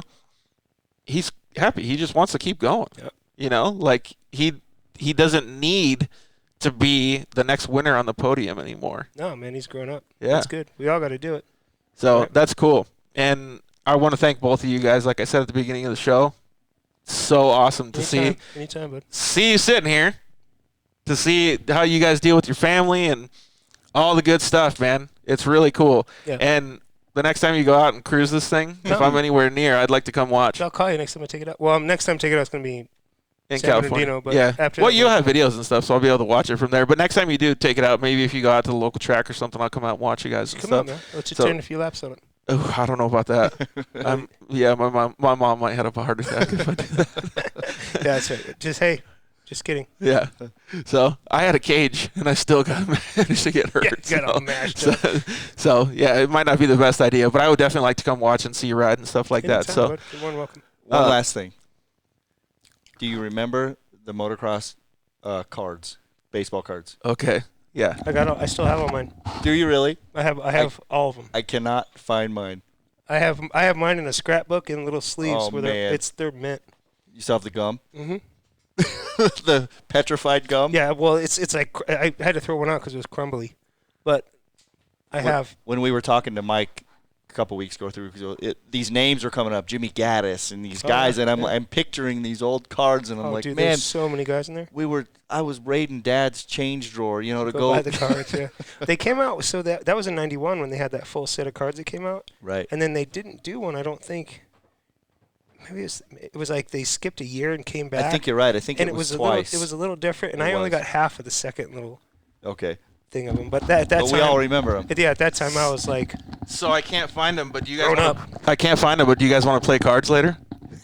No, I legit have the whole collection. I do too. Nice. All put together, all nice in a binder and stuff too. Yeah, awesome. mine just I like need- yours. I Yeah. need some pictures. I want to see that. I've got Okay, a bunch cool. of old school stickers, so like Doug Henry, McGrath, like the old Troy Lee stickers that they made of those guys. Yeah. Oh, yeah, I've yeah, got yeah. I have Steve Lamson one of those too. I don't know. How if cool is that, dude? I got Sebastian Tortel. I got. Oh, really? I got a bunch of cool ones. Yeah. Dude, that's so rad. We're so old. Yeah. For real. Sorry, guys. These kids are like, what are they talking about? Yeah. Yeah, I think the show deserves to be that well-rounded. Maybe It not, is- but it's for got real. some rounded on it for sure. Well, like I said, thank you guys very much. And thank you guys all for tuning in. Thank you very much to all of our sponsors. We couldn't do it without you guys for watching. We can't do it without our sponsors for helping us keep this show alive. Let's share this thing. Let's get it going. I know Justin and Casey are going to go home and share it. Let's all you guys share it too, and we'll just see if we can have better shows in the future. Thank you so much, Justin. Thank you, Casey. You guys are both badasses in life and on dirt bikes. I still look up to you You guys. as well, man. Same to You you, as buddy. well. So I appreciate it. Thank you guys. Episode 7 is a wrap. Next week, we have Mike and Danielle Gardner and Dakota Sibler. Both going to come on the show. Mike and Danielle race off-road. A husband and wife team. They do some awesome stuff in their Polaris Razors. And Dakota is a young girl that's trying to get, her off-road prowess in. She races a dirt bike now. And so we can't wait to have them in. It's going to be a really awesome show. We will see you guys next week. Peace. Take care, guys. Make no mistake about it, we're glad you've wasted your time with us listening to another episode of the Dirt Life Show with George Hamill and Cody Sanders. This production has been approved, endorsed, and authorized by absolutely no one.